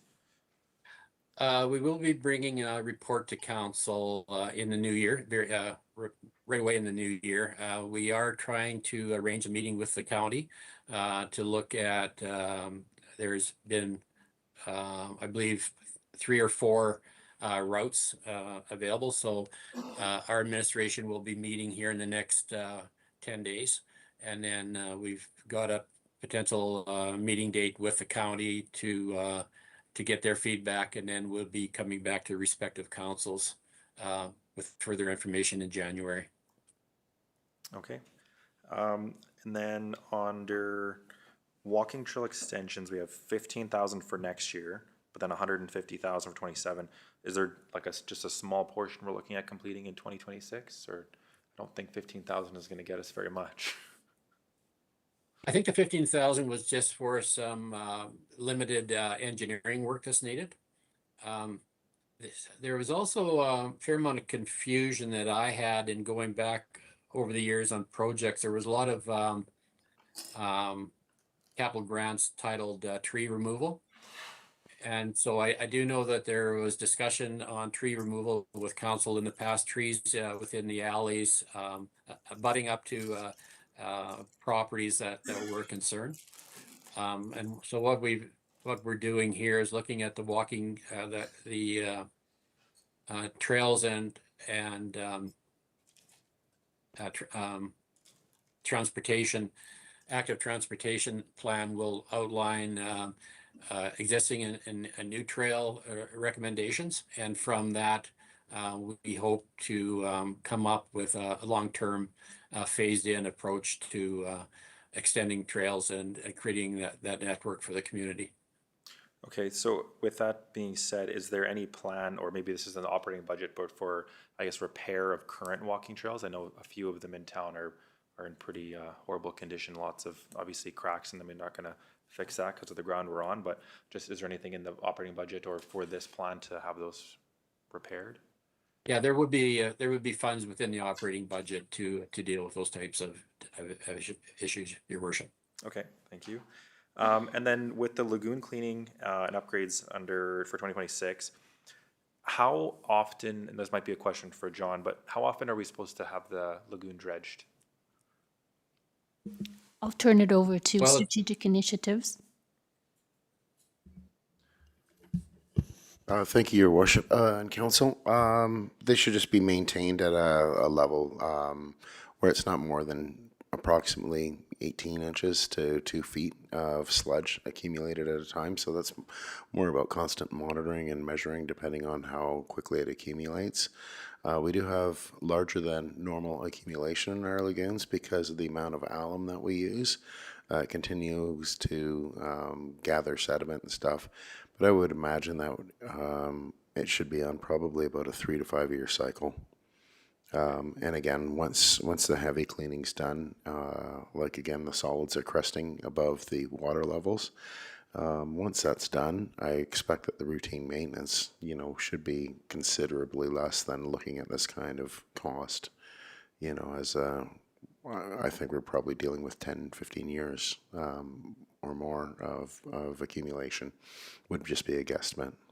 So when we had the lagoon dredged in 2024, I believe that was a cost of about $270,000, or maybe $300,000. Did that not make a difference? In 2024, we had obviously we had an interim. Actually, I'm not sure. Maybe Myron was here at the time. We had it dredged, and like I said, it was a cost of I think $270,000, maybe $300,000. So just is there?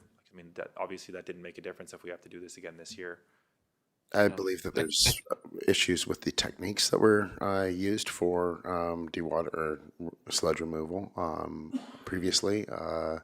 Sometimes that when they pump it off and take the liquid sludge for fertilizer use, and I'm not sure. I can't speak to the exact practices. I wasn't here at the time, but I know that I've run into this in other communities where when the sludge is thick, it gets sprayed into the truck to be hauled away, and when it's thin, then shoot it back into the lagoons. That actually causes a lot of suspension, stirs everything up, just kind of stays in suspension, and then it settles out quite quickly afterwards. But during the process, you don't get a very effective removal of the materials. You just kind of agitate it and stir it. Depending on the process, from what I understand, that's what I would believe happened. Is just that, we got a good portion out of it, but a lot of it we just stirred up, and then would have been left to settle back out. So that was a contracted service that we had done. What would be, like, how can we, guarantee that that's not going to happen again if we go ahead and spend $1 million, another million? Well, yeah, that's sounds like it was a waste to me, essentially. I believe it would have bought us some time. The reason why why I proposed using geobags, that actually you pump it directly and you're not agitating it, you're controlling, and everything you're sucking out goes into the geobags. It dewaters through the geobags. Like it's a semi-permeable membrane kind of fabric that allow the water maintain the solids, and I think that's going to probably be the most effective process that we'll be able to use. So is that the same process that you mentioned a few months ago? We were initially talking about the lagoon, where you then take that material and build up the lagoon around, or is that a different process? No, we'll leave it at the lagoon to dewater and trickle back into the lagoon, and let it go through a freeze-thaw cycle, and then the bags can be just taken pretty much and landfilled after that. But so, again, a couple months ago, you had mentioned there was a process where we could use that soil or let the soil dry out, spread it out to a few inches thick, and then use that material to build up the lagoon itself. Yes, it can also be used as a soil amendment with some work, and that was what was proposed. Okay, so is that a possibility that we can look into? That was the intent, Your Worship. Well, you said that you were going to bring it to a landfill. Well, that could be, like, if we ran out of room, we needed space. Depending on that, ultimately, once it goes through the freeze thaw cycle, it can be landfilled. My intent would always be to reuse it if possible, as a as an amendment to the soil. So I guess it's probably tough to answer this question, but would you have a rough idea on how much that, like, excess it would produce cost-wise to then bring to the landfill? Because obviously there's gonna be a cost there as well. It would be tipping fees on the tonnage. I don't have a number of that ready to go. Maybe Councillor Langford can, $45 a ton. okay. Do you know what the average weight is? I wouldn't want to, I'm not able to speculate on that. worries. Yeah, I would have to figure out the density and Okay. I know I've been here a majority of my life, but where is Amber Pond? Myron? Amber Pond is right up north, the side adjacent to the highway that goes up to Rainbow Lake. Oh, okay, okay, yeah, okay. All right, sorry, only a couple more questions and then Councillor Langford can take over. With the arena foundation repairs, Myron, you said that the budget came in a little bit higher than we expected. So with the 470, is that what we're budgeting for 2026, or is that what we had? I thought we had budgeted for 200. So is this what we're actually going to budget for? Yeah, so what happened last year when we talked to the engineering consultants that did the review on the foundation, what we thought we would do is deal with the priority area, and I can't recall which area that was specifically on the building, and so the tender was drafted to deal with that specific area of priority. But in further discussions between John and myself and the engineering firm, they felt that in order to get somebody to bid on the project that and because of mobilization, demobilization, that we should deal with all those areas of need that were identified in the engineering assessment. And so we'll be going back for funding application so that all that work can be done at one time. Okay. I guess some of the concerns there are going to be, once they open up that foundation, is it a lot worse than we thought initially in that report? I guess with that being said, are you able to provide that report to the rest of council for the new council members? Yes, Yeah. I can definitely do that. Thank you. And then next one here is just the rental properties. I know we've already put a significant amount of money into these buildings, so I'm just curious what exactly we're doing now for $100,000. Through your worship, I'll turn it over to the Director of Community Services. Thank you. Sorry, thank you for the question. So the $100,000 would actually be to repair both the fences of the yard. So we've gotten quotes. They're about $40,000 each to repair the fence. If we want to get a wood fence, unless we want to go with something like a chain link fence, and then to also do some insulation work in one of them, because the plan would hopefully to eventually be able to house multiple people in a house, but right now we can only have people upstairs because the basement is not insulated. Okay. I definitely would like to see some options on the, what's it called? Sorry, chain link fence, because yeah, I think that's a little insane to spend that kind of money on rental property. I don't know many other rental properties in town that have $45,000 fences. So yeah, that would be something. I'm not sure if do we need to make a motion on that to look at other options for fencing, or was a quote for a chain link fence for that much? Through your worship, this is an interim budget. We're refining it. Yes, we also found that that's a little steep. Thank you.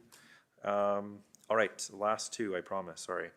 Actually, no, last one. The fiber project. I noticed you made a note in here that administration couldn't find anything on that project, but I was wondering if Councillor Langford might have some insight on that.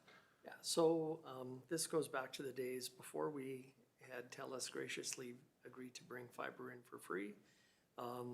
Council was repeatedly asked for options. We had investigated multiple options, including putting local Wi-Fi on every street light in town. But the estimate to run fiber to each residence was about $7 million. So it was like a pie in the sky wish if no one else was gonna come along and do it. There was CCI Wireless, there were a number of other contractors, so this should actually come out because we actually have high-speed internet now. So, yeah, this was just sort of a placeholder number. We were never going to get other levels of funding from the government, and the council was likely never going to debenture 7 million for fiber, so that can come out. That's what I had figured. I just wanted a clarification on that because I was going to say, I don't think we have a portion to pay on that Telus' project there. So, all right. That was all the questions I had for now. Councillor Langford, you had your hand up.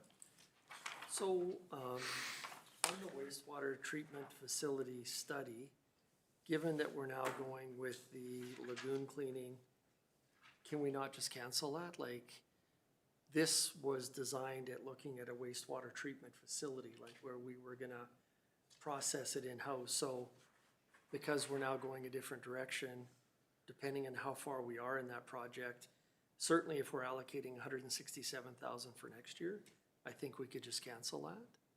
Depending on contractual obligations or whatever, maybe some of it's been started or whatever, but we certainly don't need a study saying it would cost you 25 million to build this facility when we're never gonna do that.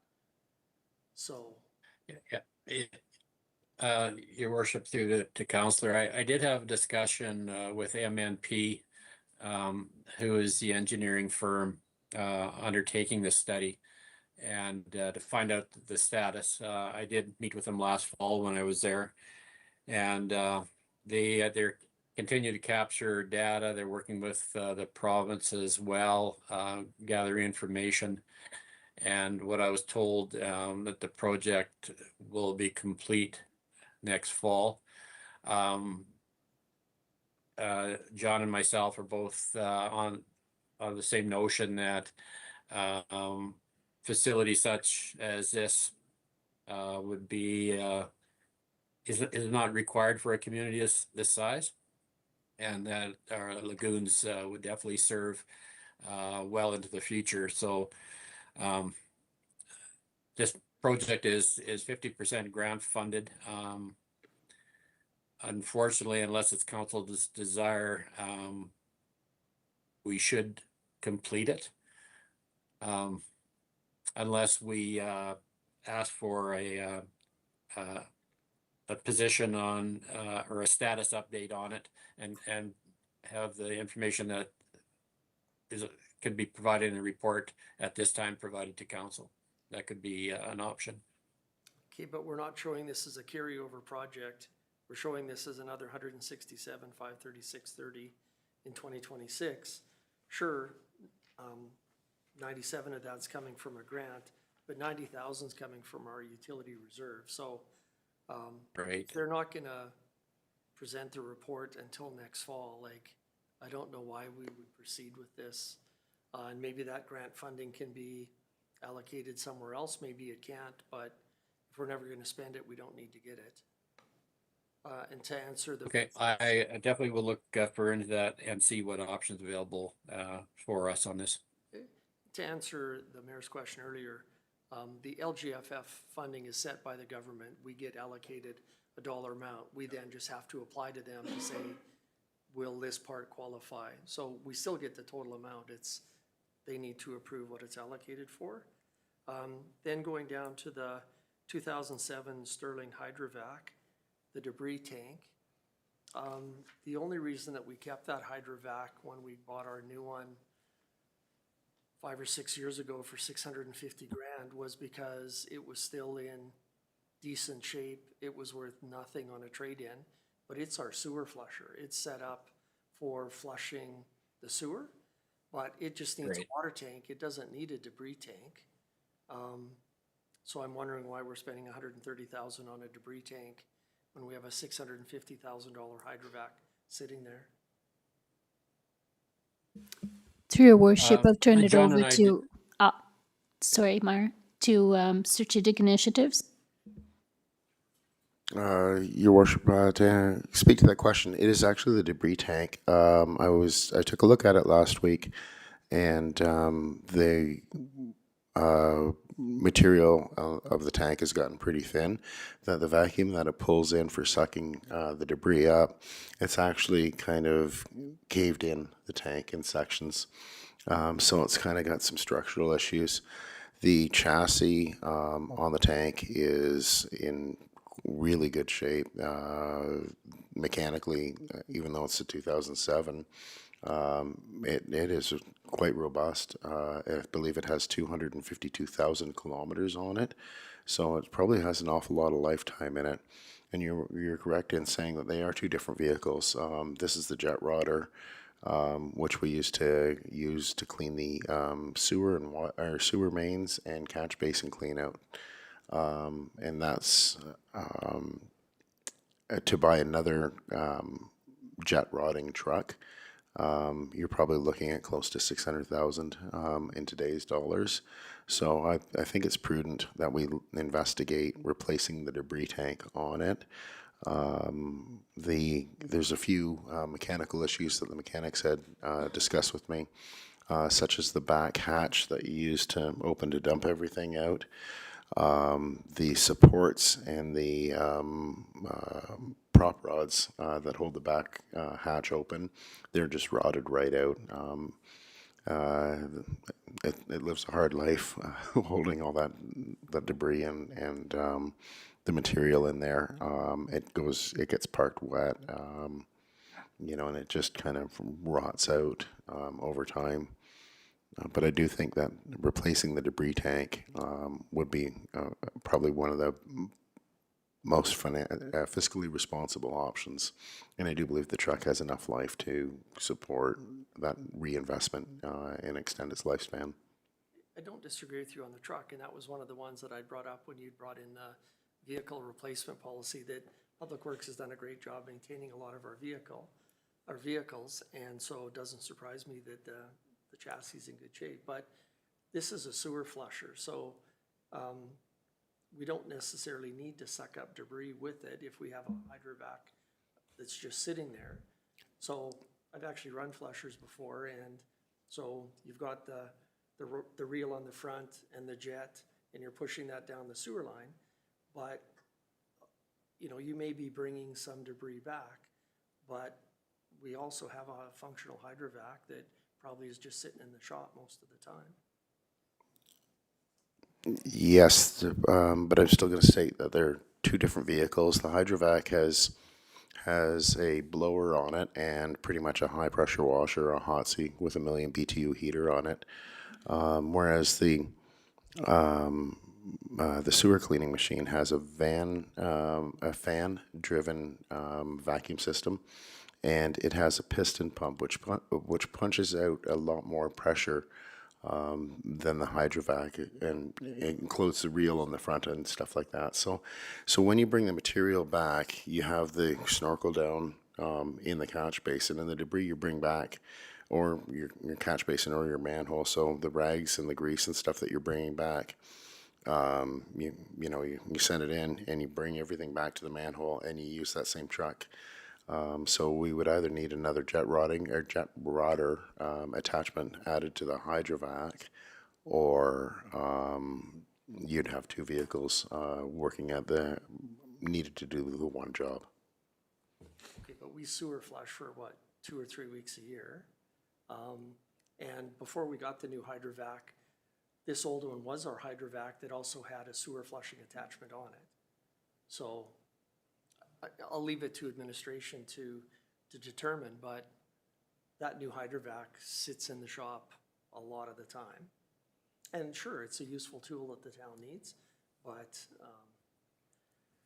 as long as the water tank on that Sterling is good so that we can continue to pressure wash, I'm not so concerned about the debris tank as we have the other unit, but I'll maybe leave that for you guys to give us a report.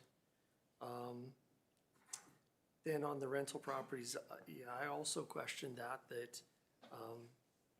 the government had spent some money in those before we bought them. We had the report that they were in good condition. We only bought those 2 or 3 years ago. 2 years ago, yeah. There's lots of properties in high level that don't even have a fence. So my suggestion would be that we would just tear the existing fence down. Like 45 grand for a fence is quite a bit. And then the last question I had is on the backup generator for the town hall. We'd been told that that was on order and was just back ordered. The dollar value there is also the amount that we were quoted 4 years ago. This is a big Cat diesel generator with, you know, a fuel tank. Is the supplier still agreeing to give it to us for the original budgeted amount? Yeah, I did work with the engineering consultant to determine that the costing is still accurate, and so we're quite confident in that costing, Counselor. So the reports that we had before that it was ordered just on back order, just not the case? It was never ordered. In fact, I think it was spec'd the incorrect size. The consultants working with Cummins on it. Cummins diesels are the backup generators that we have for some of our other facilities as well. Because this is a fairly robust unit. It will power the entire main municipal office building, right? That's correct. Right, thank you. Sorry, just because I thought back on this one, the Walking Trails extension reminded me of an NRED grant we had applied for. Actually, I think we went through with it a couple of years ago when it came to the roadway signs, and there was also supposed to be a plan for, I believe it was walking trails or at least sidewalks within town. It was part of the Community Promotion Task Force. They've only ever had one meeting, and then it was amalgamated into, I think, another committee.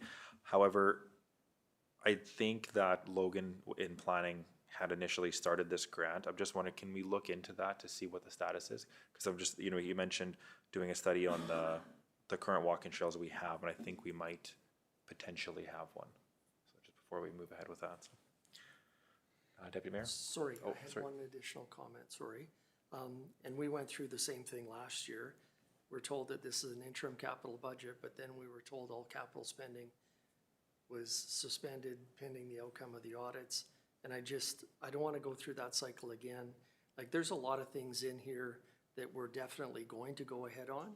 There's going to be tendering required. There's going to be, you know, lots of steps that have to be taken way before we have the strategic planning meeting in March. So, you know, to keep saying, I understand that it's an interim budget because we haven't passed the mill rate, et cetera. But like, we can't just hold off on these till April, May, June, because we'll have missed another building season. Administration does understand, and we will be bringing a lot of this information starting in January. Through your worship, just for clarification, I put a freeze on non-essential spending because at that time we were behind with our audits, like 2 years behind and operating in the dark. So that was just a measure until we were able to find out how much money we actually had. Thank you. Sorry, until we get the 2024 audit, we're still in the dark, aren't we? That is correct, and that's what I'm working on. Deputy Mayor? Okay, I had some questions around the 2019-2025 carry forward projects. The one that's labeled as alley and drainage improvements. So I know that we've completed some ditch clearing in the industrial park, but there's still funds there. Is there anything else that we're planning on doing with that project? Are we going to be digging out anywhere else, or was it just to address the industrial park drainage issues? What do you remember? The main component was the industrial ditches, but there is some work to do on some of the major culverts, and as well, it's my understanding that there's some work to do in the alleys with some tree growth between the property line and the alley itself. So that'll be cleaned up in the spring to utilize the remaining funds. Okay, so the next question off that one is for the hydrovac waste and snow dump. So I can see that there's still 70,000 remaining. Is that expected to be spent for the AEP submittal? Or are we expecting to still have some funds left? Because I'm under the assumption that all the groundwork and everything was done on site. We just had to finish up with Alberta Environment. That's correct. That's correct. The hydrovac dump site itself is complete. This was a multi-approach process. It was moving the snow dump, which took place in 2023. So there's some tree clearing and things like that. So we will have to look back at see if those costs were tracked to be included in this overall project. I believe the $59,000 is for the hydrovac dump site in itself, without the relocation of the snow dump. Okay, but we're expecting to completely use that budget then. Yes. Okay. Okay. The other ones were answered. Thank you. That's all I have. Any other questions from council? All right. Seeing none, does someone want to make a motion?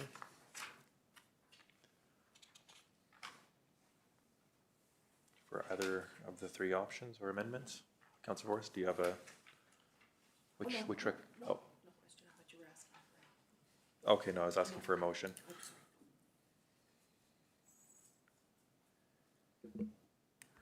Deputy Mayor?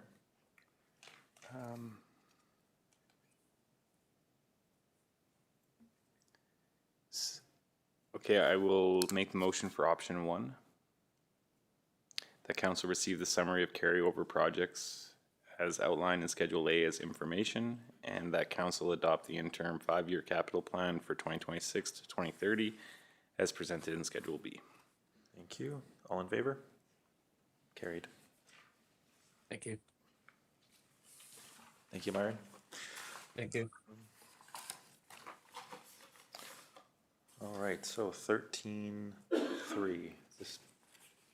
Through your worship, I'll turn it over to the Acting Director of Planning and Development. Good evening again. Good evening. So we have in front of us this evening, following the conclusion of the public hearing, request for a decision related to bylaw 1059-25, which is a bylaw to amend the town's land use bylaw specifically as it pertains to 2 specific matters. And these 2 matters relate to the manufactured home issue that we discussed earlier. It's part of the briefing note. And then also as a component of that, but it even, I guess, more larger ranging because it affects any type of development permit issued where the use identified as a discretionary use or where a variance to the land use bylaw has been granted. So the other section that's being proposed to be amended relates to the notification requirements for those types of decisions to provide greater transparency and more information to or other members of the community who may have concerns with the proposed development, a development of that nature. So the 2 amendments that are included in that bylaw relate specifically to revising the notification requirements for development permits issued for discretionary uses where variances have been approved or been approved to improve transparency, and then also to prohibit the placement of manufactured homes on a lot within the town that have a date of manufacture older than 20 years. So as I mentioned earlier, right now, the way that the land use bylaw is written, at least in relation to the manufactured home item, is that the manufactured homes are supposed to normally have a date of manufacture of 20 years or newer, but there is provisions in the bylaw to enable manufactured homes with a date of manufacture that's older than 20 years if the manufactured homes are renovated to have a manufactured date of 20 years or newer. And then there's an additional requirement for proof of that renovation being completed to be provided in the form of an appraisal report. And as it stands in the land use bylaw right now, those renovations and the appraisal report are supposed to be completed before the manufactured home arrives on the property. Of the 20 permits that have been issued over the last 5 years, none of them where there was a date of manufacture that was older than 20 years had arrived meeting those conditions. So it had been varied in every case. So council, the proposed, I guess, solution to this problem was to remove the exception and to simply prohibit the placement of manufactured homes with a date of manufacture older than 20 years from the date of the permit submission within the town. So after first reading, the bylaw was advertised and we did receive some feedback from the public. There were a number of objections raised to the proposed amendment as it related to limiting the age of manufactured homes. There were no objections received related to changing the notification requirements to make them more broad. So the objections we received said that they were concerned that housing was already too expensive. This could take away from affordable housing within the community, that the age of the units shouldn't be a concern, and instead the focus should be on the finished condition of the unit, and that the town should aim to provide more sustainable and usable existing units rather than having, I guess, prioritizing building only new ones. We also received some support from members of the community for the bylaw. People indicated that the town should not allow older facilities to be, or I think they meant manufactured homes, older manufactured homes to be brought into the community. The town should be trying to beautify the community, and that the 20-year rule was acceptable in order to keep substandard housing out of the market. The bylaw was circulated to agencies as is required as part of Section 636 of the Municipal Government Act. When we did the notification to agencies, we didn't receive any objections from the agencies that were notified. And just to enter into the record, the notice for the public hearing was posted on the town's Facebook and website on November 21st, and the requirements for notification of the public hearing and the bylaw itself have been met. So we're in compliance with those requirements. In relation to the strategic plan, the proposed bylaw is in alignment, in our opinion, with priority 4, accountable government.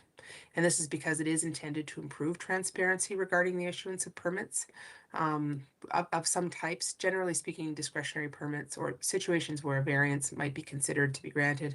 Those are permits where people might have an objection to them because of the location or an existing use on an adjacent property. And sometimes they are appropriate, and sometimes there's just more opportunity for an objection to occur.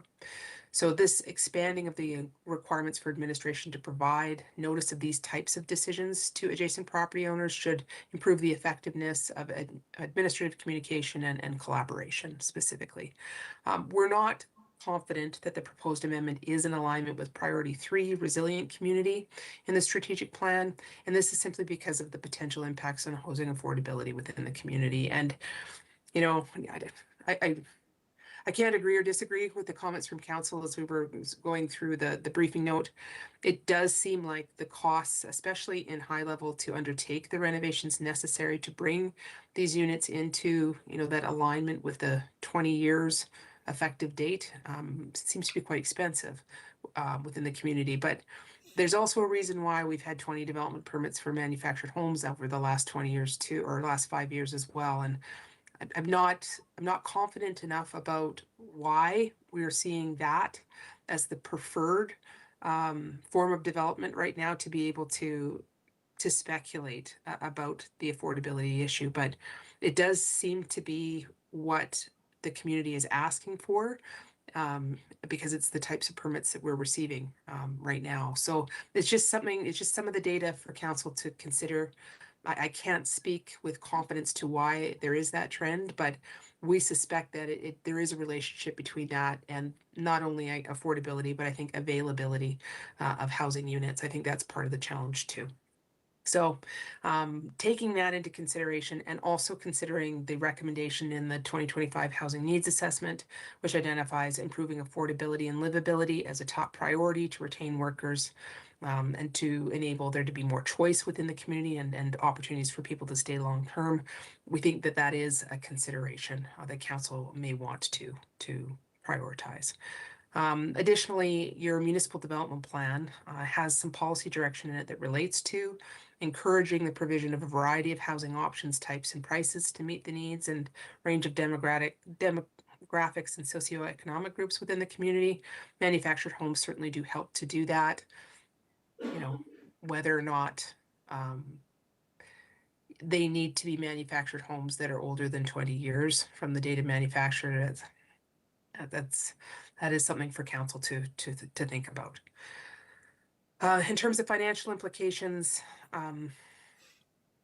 with the first part of the amendment, which is requiring additional notification of decisions, there will be some, but we think quite limited, additional administrative costs just related to postage and delivery to undertake that more extensive notification requirements. However, we do really think that that will be a minimal additional cost and the benefit will outweigh that cost for the community. And with regards to the proposed amendment as it relates to the manufactured home regulations, I've already mentioned that, you know, it may reduce the availability of some types of housing and affordability for community members. Another thing to consider is that if we are conditioning, right, that these manufactured home units be improved after they land, it does require more chasing on behalf of administration to ensure that the work is being undertaken. And in the event that the conditions are not complied with, it does put the town in a position where we have to take rather uncomfortable enforcement action in some regards. My understanding is that in the last couple of years, and council might be more familiar with this than I am, there was one situation where a manufactured home did have to be removed after it had been placed on the lot because the improvements that were supposed to occur did not occur. And it was a bit of a problem property. The $5,000 deposit that's required as a condition was intended to help cover the costs of the removal in the event that needed to occur.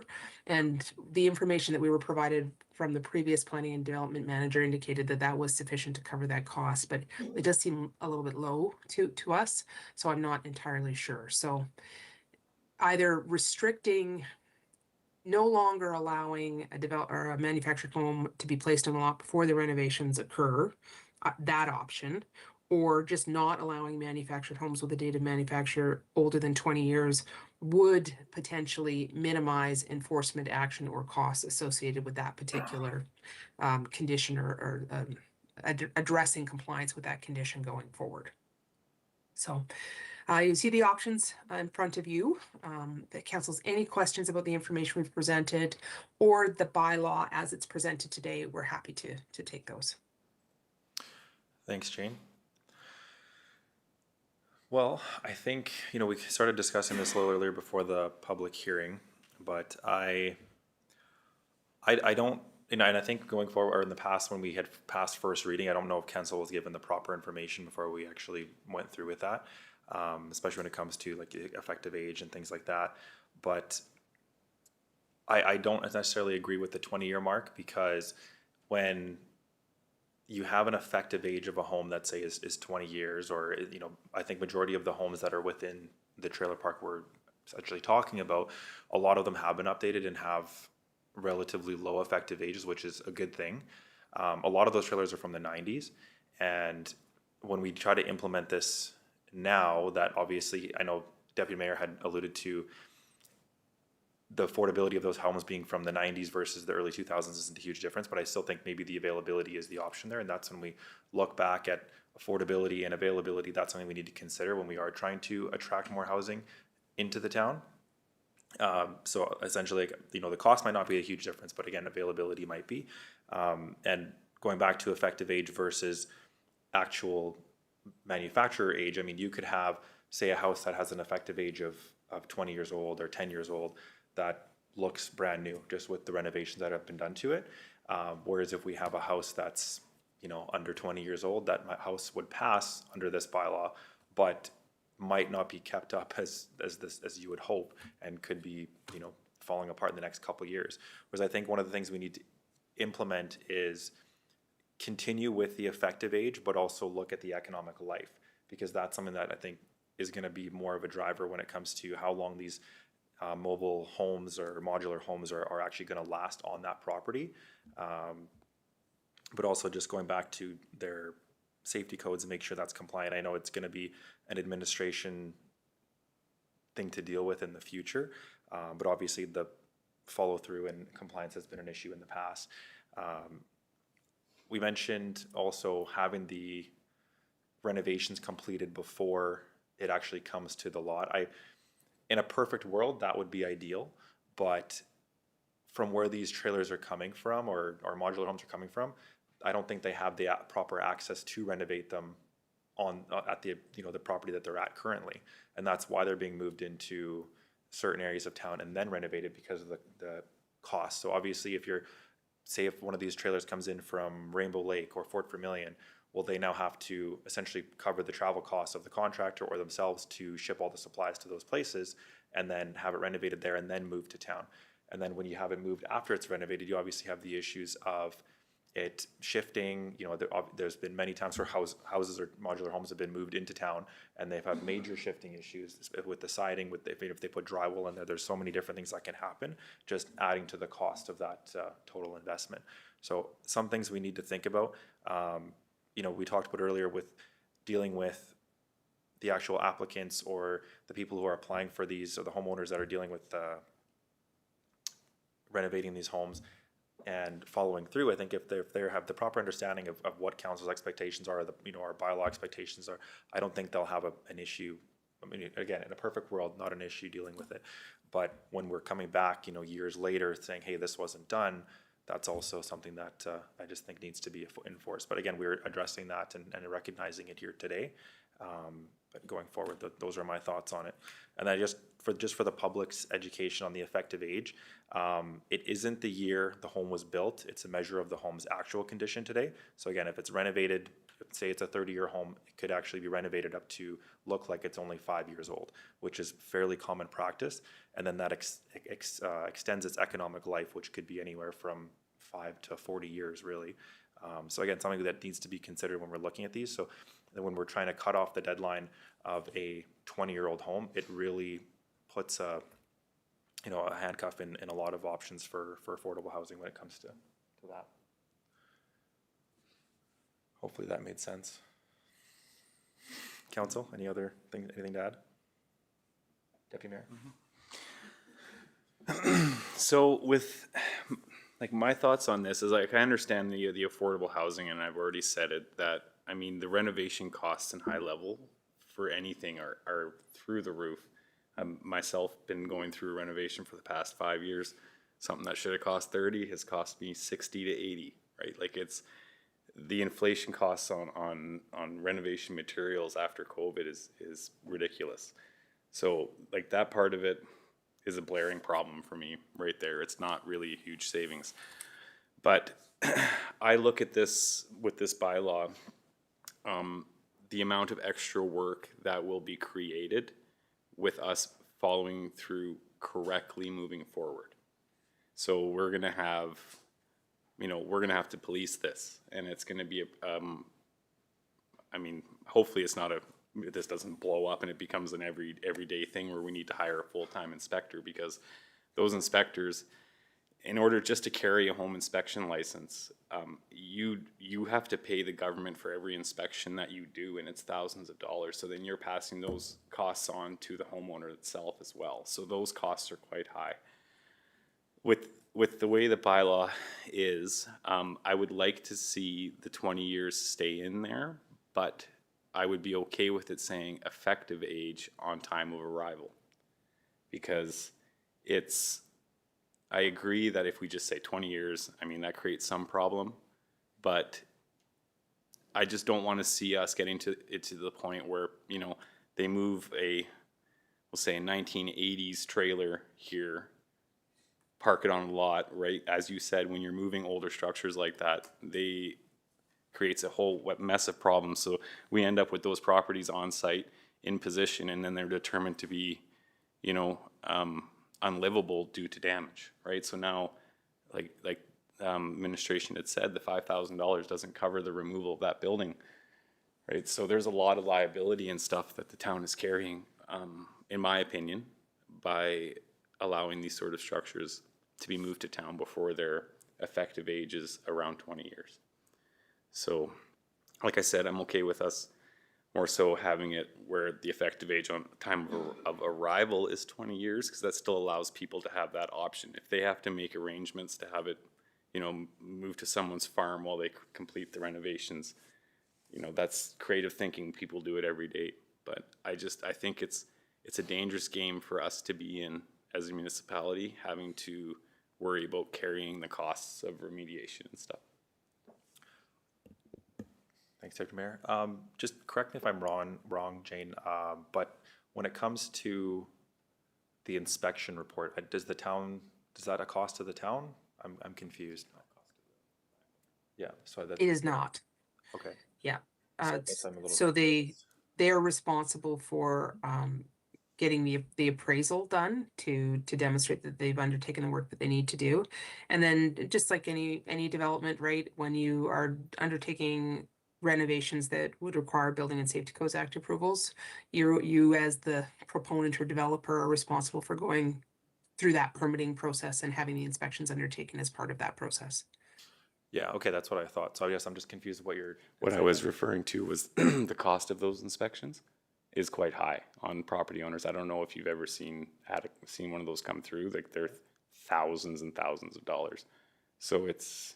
But I think that's high. That's the risk that the applicant is taking by, you know, applying for that permit in the first place. I think they should be. Obviously, people are aware of those costs to begin with when they are developing something like that. So yeah. I don't think it should be a worry of the town to have to worry about those costs. You know, obviously just enforcement. No, we talked about it before. I'll just finish. We talked about it before with the, you know, having to enforce this. This has not been enforced in the past 5 years, and that's why we're in this situation in the first place. So again, if I think the general public know what the expectations are when it comes to the compliance of these issues, then it should be a lot easier than what has been done in the past 5 years. Councillor Langford? I agree with the Deputy Mayor that I have no problem amending this to have the effective age when it lands. I just think it's an unreasonable expectation to expect staff to be monitoring this and then the potential issue down the road. The majority of this issue was caused by one developer basically for reasons of their own blowing out land to fill up the development. And, you know, the land cost was far below market value, far below actual cost. So I don't think we're gonna see that in other areas. So, you know, I don't think someone's bringing in a 1980 mobile home to put on a lot that they've actually paid $50,000 or $60,000 for. You know, these are on lots where some people paid as low as $3,500 a lot. So I don't see that as being a huge issue in the future, but I just think it's unreasonable to expect staff to be the ones responsible for monitoring this and then ultimately to issue a stop order and have the property removed. You know, the costs of the town at that point are significant and the liability issue. So the contractor that we hire to pull it out of there drops the back wheels into a ditch and twists the frame, and you know, now we're on the hook for that. I just think we eliminate all of those problems by saying it's 20 years or an effective age of 20 years by a qualified appraiser. Otherwise, it's just a slippery slope. So if we are saying it's 20 years or an effective age of 20 years, then what really are we changing? Because the current bylaw states an effective age of 20 years. On time of arrival, not renovated in place. So it would have the effective age when it's placed on the lot. Okay. And that's, to me, that's the big difference. So going back to that original approval, we had obviously the development issue that started this whole conversation in the first place. That one had an effective age of 20 on the appraisal report. So that would, If I may, if this is the Through your case, worship. it still had, that would still be allowed today to be on that, even after this passes. It was in our package. If I may, through your worship, the one that started all of the things, it didn't have an effective appraisal date yet, though they're still undertaking the renovations right now. It will, it absolutely will. They've made beautiful renovations to it. There are other problems now. But the renovations have occurred. Just speaking to the other question that was asked, if you would like to proceed with it, it was either having an effective, no, it was manufactured within the last 20 years, or it has an effective date of manufacture of 20 years or newer, then we don't need the second part of the amendment. That is what it says right now. That was already in the land use bylaw. The development authority or development officer was varying that provision to enable it to land and then have the renovations occur on the property. The way that it's written right now supports the position that you've suggested. So just to clarify further with the, if you go on the town website right now, it shows the approval for the home we're talking about. And in that is an appraisal report that says effective age of 20.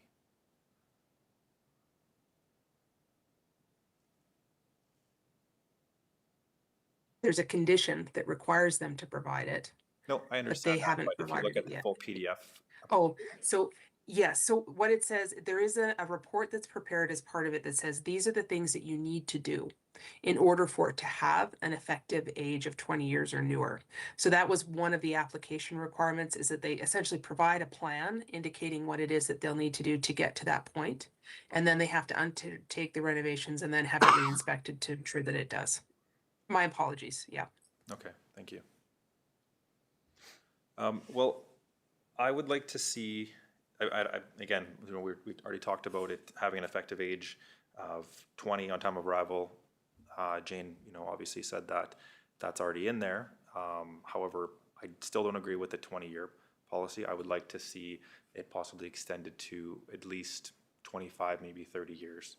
I feel like 20 years is a very small window to allow.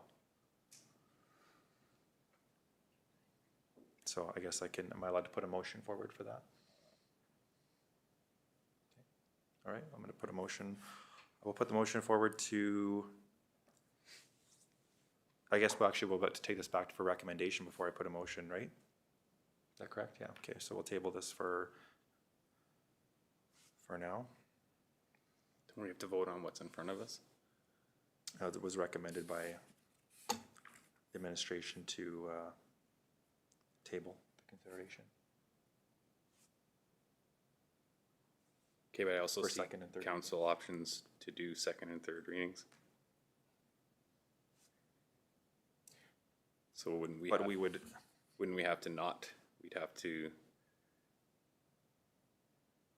propose amendment. There can be a motion. The recommendation as written, I apologize, I'd assumed we'd have people at the public hearing.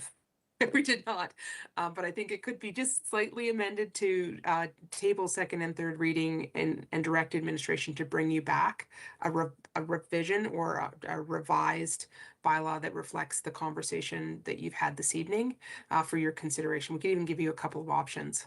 yes. And then what that would be, it would be in the form of an amending motion because we've given first reading, and then council could consider the amending motion and then consider second and third reading of the bylaw as amended. Yes, that is what I wish to do. All in favor? Carried.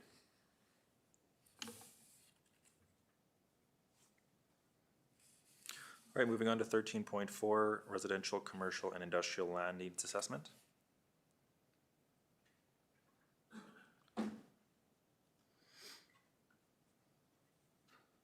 That one's me as well, I think. Yep. Okay, let me just open that one up. All right, so this was a huge project that you guys undertook last year with the assistance of Urban Systems, another planning consulting firm. And I think it's important to recognize where it came from, and this is in part for new council because this will be new.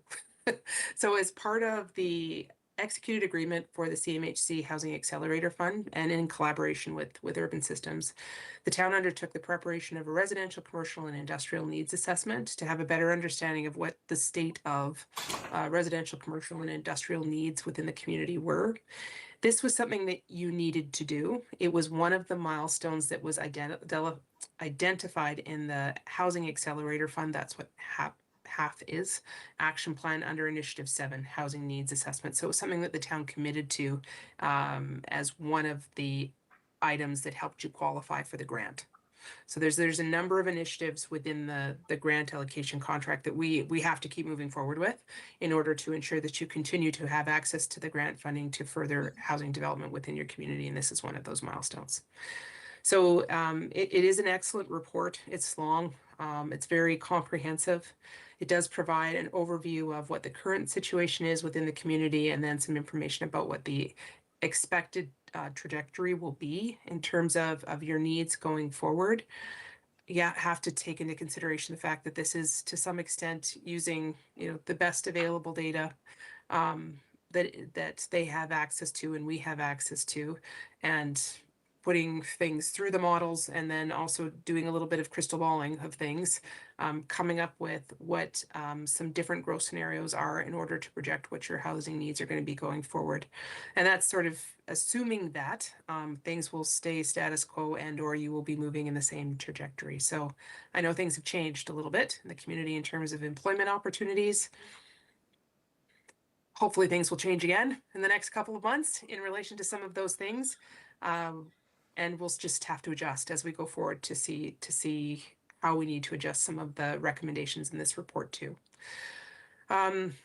So this was undertaken because we needed to undertake it in order for the grant to persist and have access to that funding. It does align with your strategic plan, specifically your goal number 1 and goal number 2. And it also is in alignment with the policy direction in your municipal development plan, in which you talk about promoting the growth of residential, commercial, and industrial sectors of your economy, and ensuring that you have sufficient land available to grow these different sectors as well within your municipal boundaries. We didn't anticipate any significant financial impacts to the town in completing this. It is funded through grant funding, is my understanding. And the recommended action, I guess, is that council adopt the assessment as attached, or that you take any other actions you deem necessary. So any questions about it? Any questions, Council? Councillor Langford? I'll move alternative 1. Thank you. All in favor? Carried. Thanks, Jane. Thank you. It'll be a helpful document, I think, for all of us going forward. Yeah, it's a lot of information, but very important. All right, 13.5, Northwest Area Structure Plan Update. Is that also you, Jane? That's also me. I promise this won't happen every council meeting. This is weird. Okay, so this one was a RFP that went out to update. You have an existing area structure plan. It's really, really old. For these 2 areas, you can see on the first page, that's a small image, I'm sorry, but there's these 2 greenfield areas, which means they haven't been developed before, areas of the community that have been earmarked for future residential development. So this is another initiative that's being driven by the commitments you have under the Housing Accelerator Fund grant. And the idea here is to try and do as much of the groundwork as possible to identify for future developers sites within the community that are as hit the ground ready as possible for them, and as risk-free as possible for them to come in and develop additional lots within your community that will be suitable for the types of housing that your community needs. So in many instances, you know, in different communities, this work will be undertaken by a development proponent themselves as part of their own area structure plan. But we do have access to some funding right now to be able to further this, and we really need to find some builders to come into the community and some developers who are prepared to put some investment into the ground in terms of sewer water roads to make these lots available for your community so that we can increase your housing. So that is my understanding of what the intention was behind this particular project. It was updating a document that had been identified as a priority document to update, and really and truly it's an old and not useful document right now. We can't even find the maps that are supposed to be attached to it. So this will be a fantastic update for the community, and I think will be very helpful as we move forward with the different additional initiatives under the Housing Accelerator Fund grant. We had a lot of response to the RFP, which was fantastic.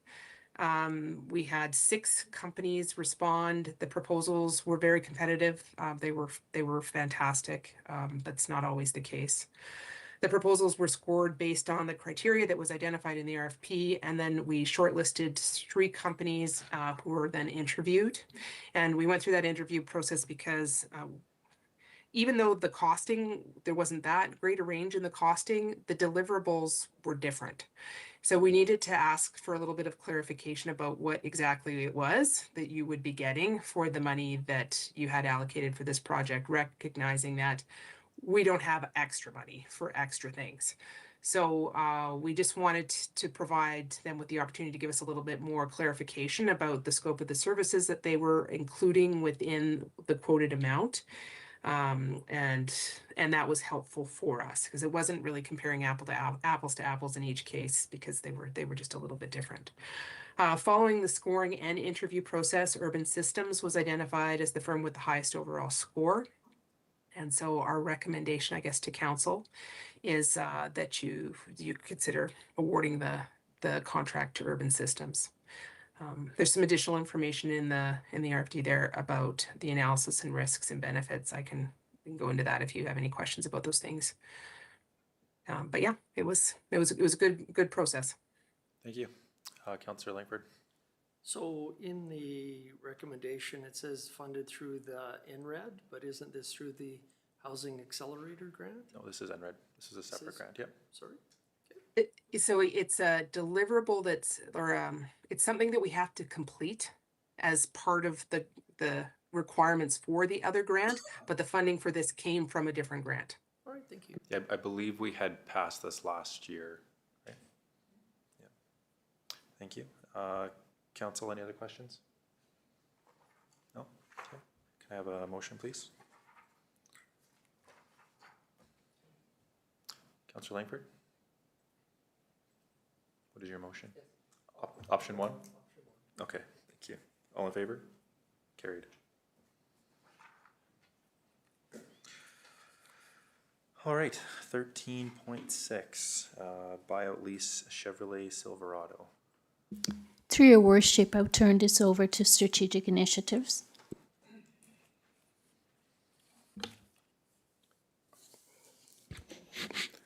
Hello again, Council. In front of you is a report related to the lease agreement the town has with High Level Motor Products for the 2022 Silverado. It's a dedicated vehicle for the WUI team, or the Wild Urban Interface fire team. The 3-year lease comes due in March 2026 with a residual amount owing of $60,000. Council should note that the lease agreement was structured in a manner that High Level Motor Products funded the cost of these lease payments in exchange for a share of the revenue, which was $50 per hour, which was based on the hours the truck was charged out during the WUI deployments. The amounts funded by the High Level Motor Product and the revenue paid to High Level Motor Products are included in the report before you. As noted, there's 3 options when the lease expires: return the vehicle, buy it out, or enter into another term lease. In this instance, returning the vehicle is not an option, considered the value of the added equipment in the amount of $72,129 that the town has paid for to make the truck operational for the WUI team. Another term lease doesn't appear to make financial sense given the end value of the unit versus what the town would be paying in lease payments, plus the value of buyout at the end of that extended lease. The recommended action for council is to direct administration into negotiations to end the lease prior to the year if possible, as funds are available to purchase the truck outright.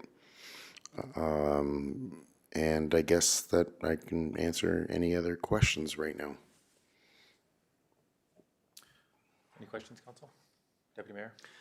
Just if we choose to do the buyout on the existing lease, what sort of mileage is this truck at currently? What is the expected lifespan? I'm not sure of the mileage on it, actually. I'm sorry. It hasn't been used very much, though. It's still pretty new. Okay, so just my question is, if we're expending, the residual amount owing at the end of the lease is 60,000. So if we spend the 60,000, are we going to get, 2-3 more years out of it where the revenue will offset the purchase of a new truck, or is it? We don't know. I would assume we'll probably still get at least 10 to 15 years out of it. I mean, the mileage is fairly low from what I understand, especially even the other one there too. Yes, and it's regularly serviced to the fire hall maintenance standards and that, so it's a clean. Okay. I was just relatively more so questioning around whether it was a beat up bush truck or it was a baby bush truck. So okay. Councilor Langford?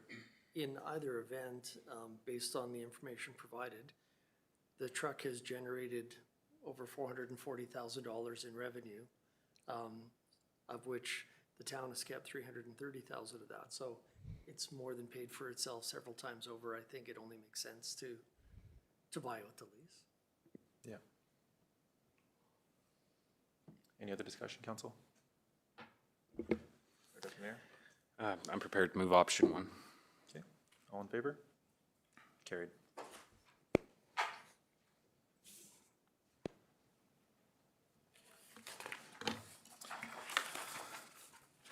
13.7, high-level library memorandum of understanding renewal. Through your worship, I'll turn it over to the Director of Community Services. Good evening, Mayor and Council. Our MOU with the Library Board is set to expire December 31st. We have worked with the Library Board to review the MOU. There was one change that they wanted to make going forward, which was removing the program room from the rental of the program room from the MOU, which we both decided on, as the program room just isn't available to them. So we have drafted a MOU from January 1st, 2026 to December 31st, 2028, and we're just looking for council's recommendation. Thank you, Director Clark.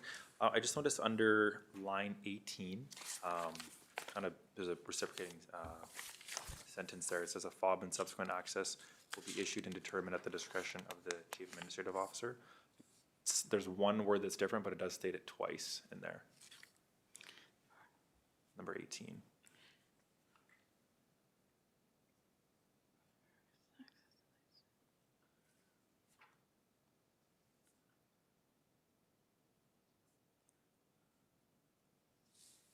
Sorry, what part did you say? So number 18, it Yeah. just says that a fob and or access code will be issued at the discretion of the Chief Administrative Officer. Oh, And then okay. it says it again. Yeah, we can remove that. Okay. I just wasn't sure because it does say like a fob and or access code, but the next one says a fob and subsequent access. Wasn't sure. So it would be a fob and access code. Okay, so next sentence just need to be removed. Okay. Yeah. And then the only other question I had is just with because this is a 3-year agreement, is that correct? Yeah, just with the 2-year? 26, 27. 27, and 28. Yeah, okay. So just wasn't sure if the 2% annual increase was a proper, should we look at this maybe every year, just depending on our budget? We just followed the structure of the previous one, which was a 2% increase every year, so. Yeah, I just wanted, again, from a financial standpoint, with considerations of what potentially may happen in the next couple months or years, and something we should consider looking at every year versus every 3 years. I know the 2% was an inflationary increase in the past, is what it was explained to me. I mean, those inflation costs are more than 2% a year currently. I can attest to that. But just also from what you were saying before about the access fobs, just clarity of council. It's no longer the policy of the board that every member gets one. It's only specific members of the library that get one. So the manager and then the assistant manager. So just for clarity. Okay. There have Councillor been Langford. multiple occasions in the past where the board has come back to the town and said the amount of funding that we're getting is insufficient, and they've asked for more on a case-by-case basis. So I think they would still have the ability to do that, and it would be council's discretion at the time as to whether or not to increase that amount. I think my concern is more based on if there was a potential need for a decrease or things like that. Then, you know, just having that 2% is an expected thing versus an actual need. So that was my concern.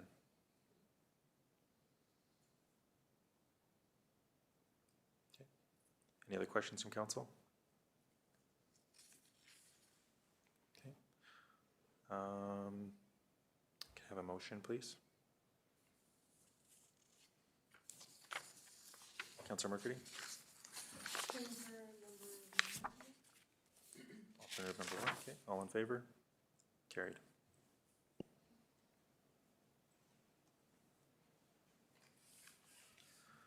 All right, correspondence for information.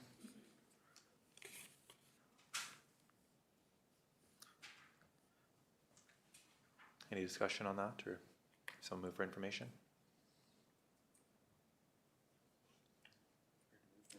Deputy Mayor? Okay.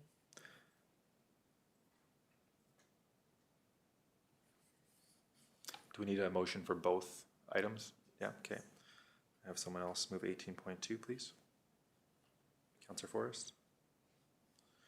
All right, and then internal correspondence. We have the manufactured home, well, actually, no, sorry, we moved that one to 4.2. What's that, sorry? Vote. Oh, sorry. All in favor? Carried. It's been a long night. It's 10 o'clock. All right, internal. So again, 18.3 was moved to 4.2, so 18.4, planning and development monthly report.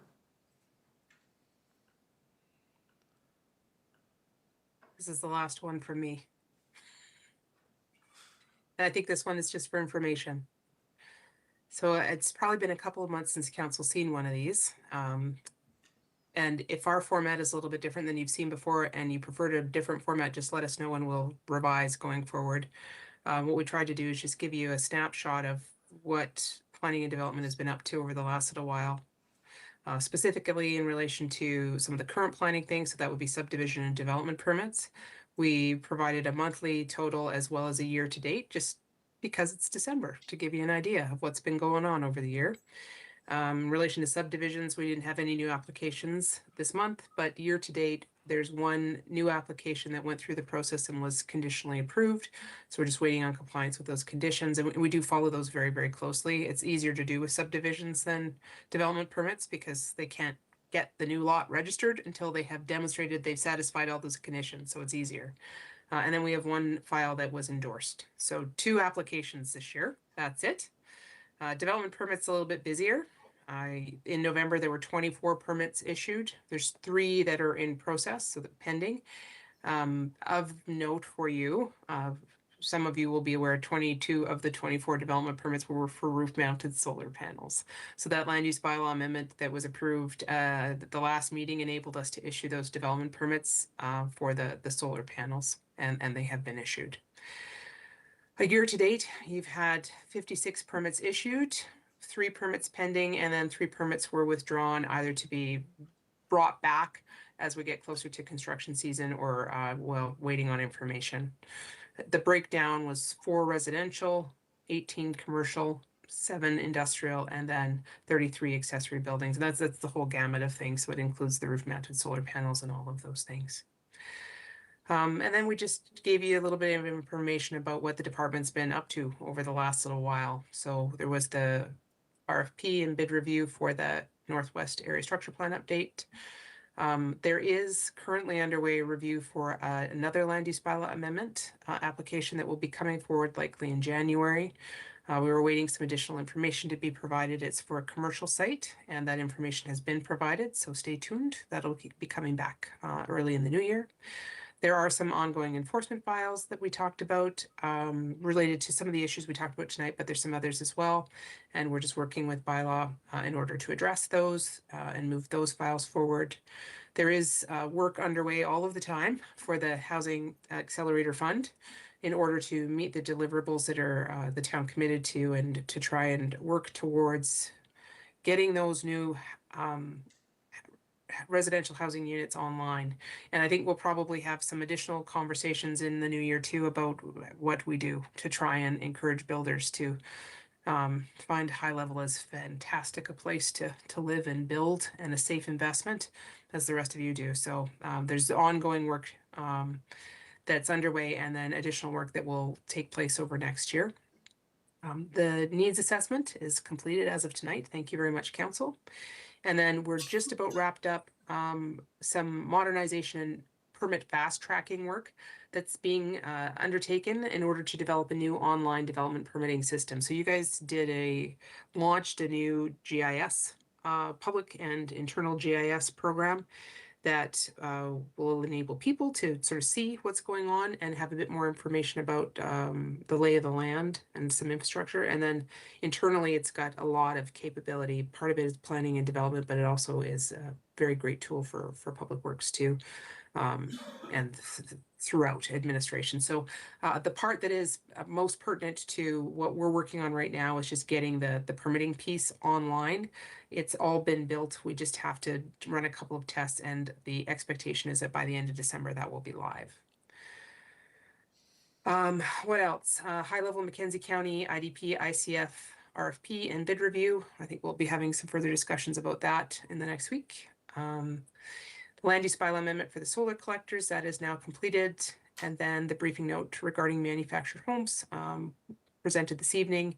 And then the public hearing for the manufactured home regulation change to the land use bylaw for the notice of decision requirements that we will bring back to you for your next meeting. So last little bit just talks about what we're anticipating to be working on over the first quarter of next year as of right now. And then we'll revisit that in January. Any questions about the report? I don't have any questions, but I really appreciate it. It gives us a lot more information than we're used to, especially when it comes to the development department. So thank you. Any questions from council? Welcome. No? Seeing none. I have a motion to accept for information or move for information. Councilor Zacco, all in favor? Carried. All right, 18.5 CAO report. Thank you, Worship. I also attended the Tri-Council dinner and had the opportunity to connect with the CAOs of Mackenzie County and Rainbow Lake.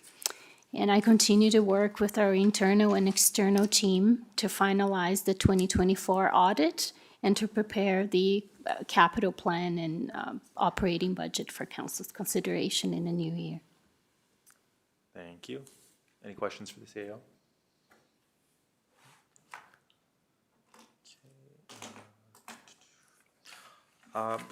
Just wanted to touch on the strategic planning session just in regards. We had received an email from Daphne about setting a date, but I had mentioned in my email to council and to administration about that usually going to council for RFP. That's a common practice for strategic planning. Through your worship, not in my experience. Administration facilitates that, so this is the first I heard about it. Council usually sets the budget when it comes to an initiative like that, so that's why where my concern comes from. The last time we did a strategic planning session in 2021 or 22 maybe, correct me if I'm wrong, but there was multiple agencies that we reached out to, and they provided an RFP to council that they then chose to choose as their strategic planning.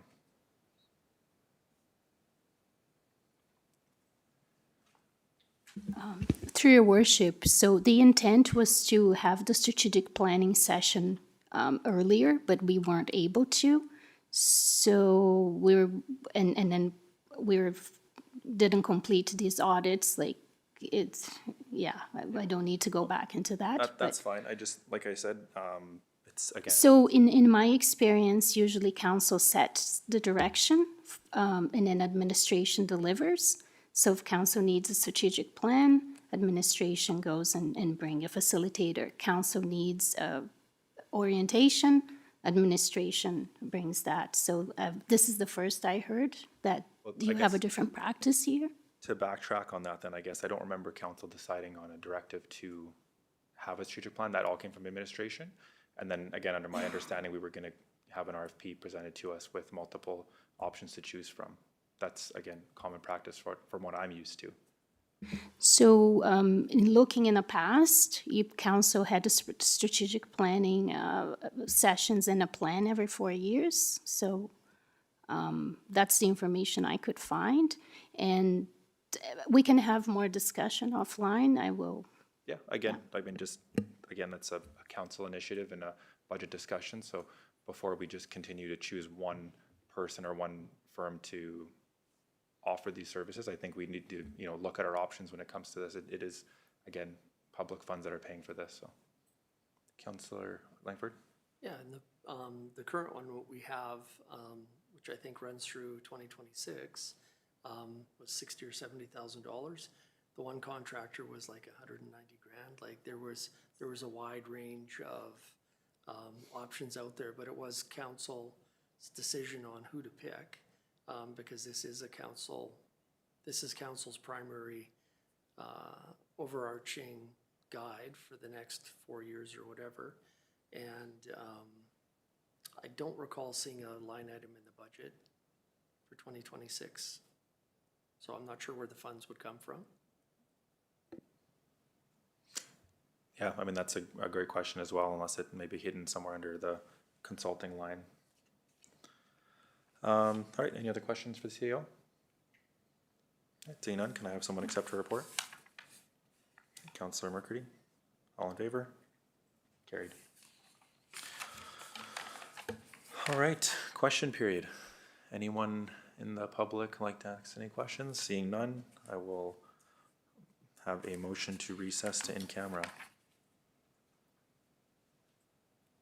Councillor Mercredi, all in favor? Carried. Can we, sorry Barb, I know you're probably ready to go to bed, but can we take a 5-minute break to go use the washroom? Absolutely.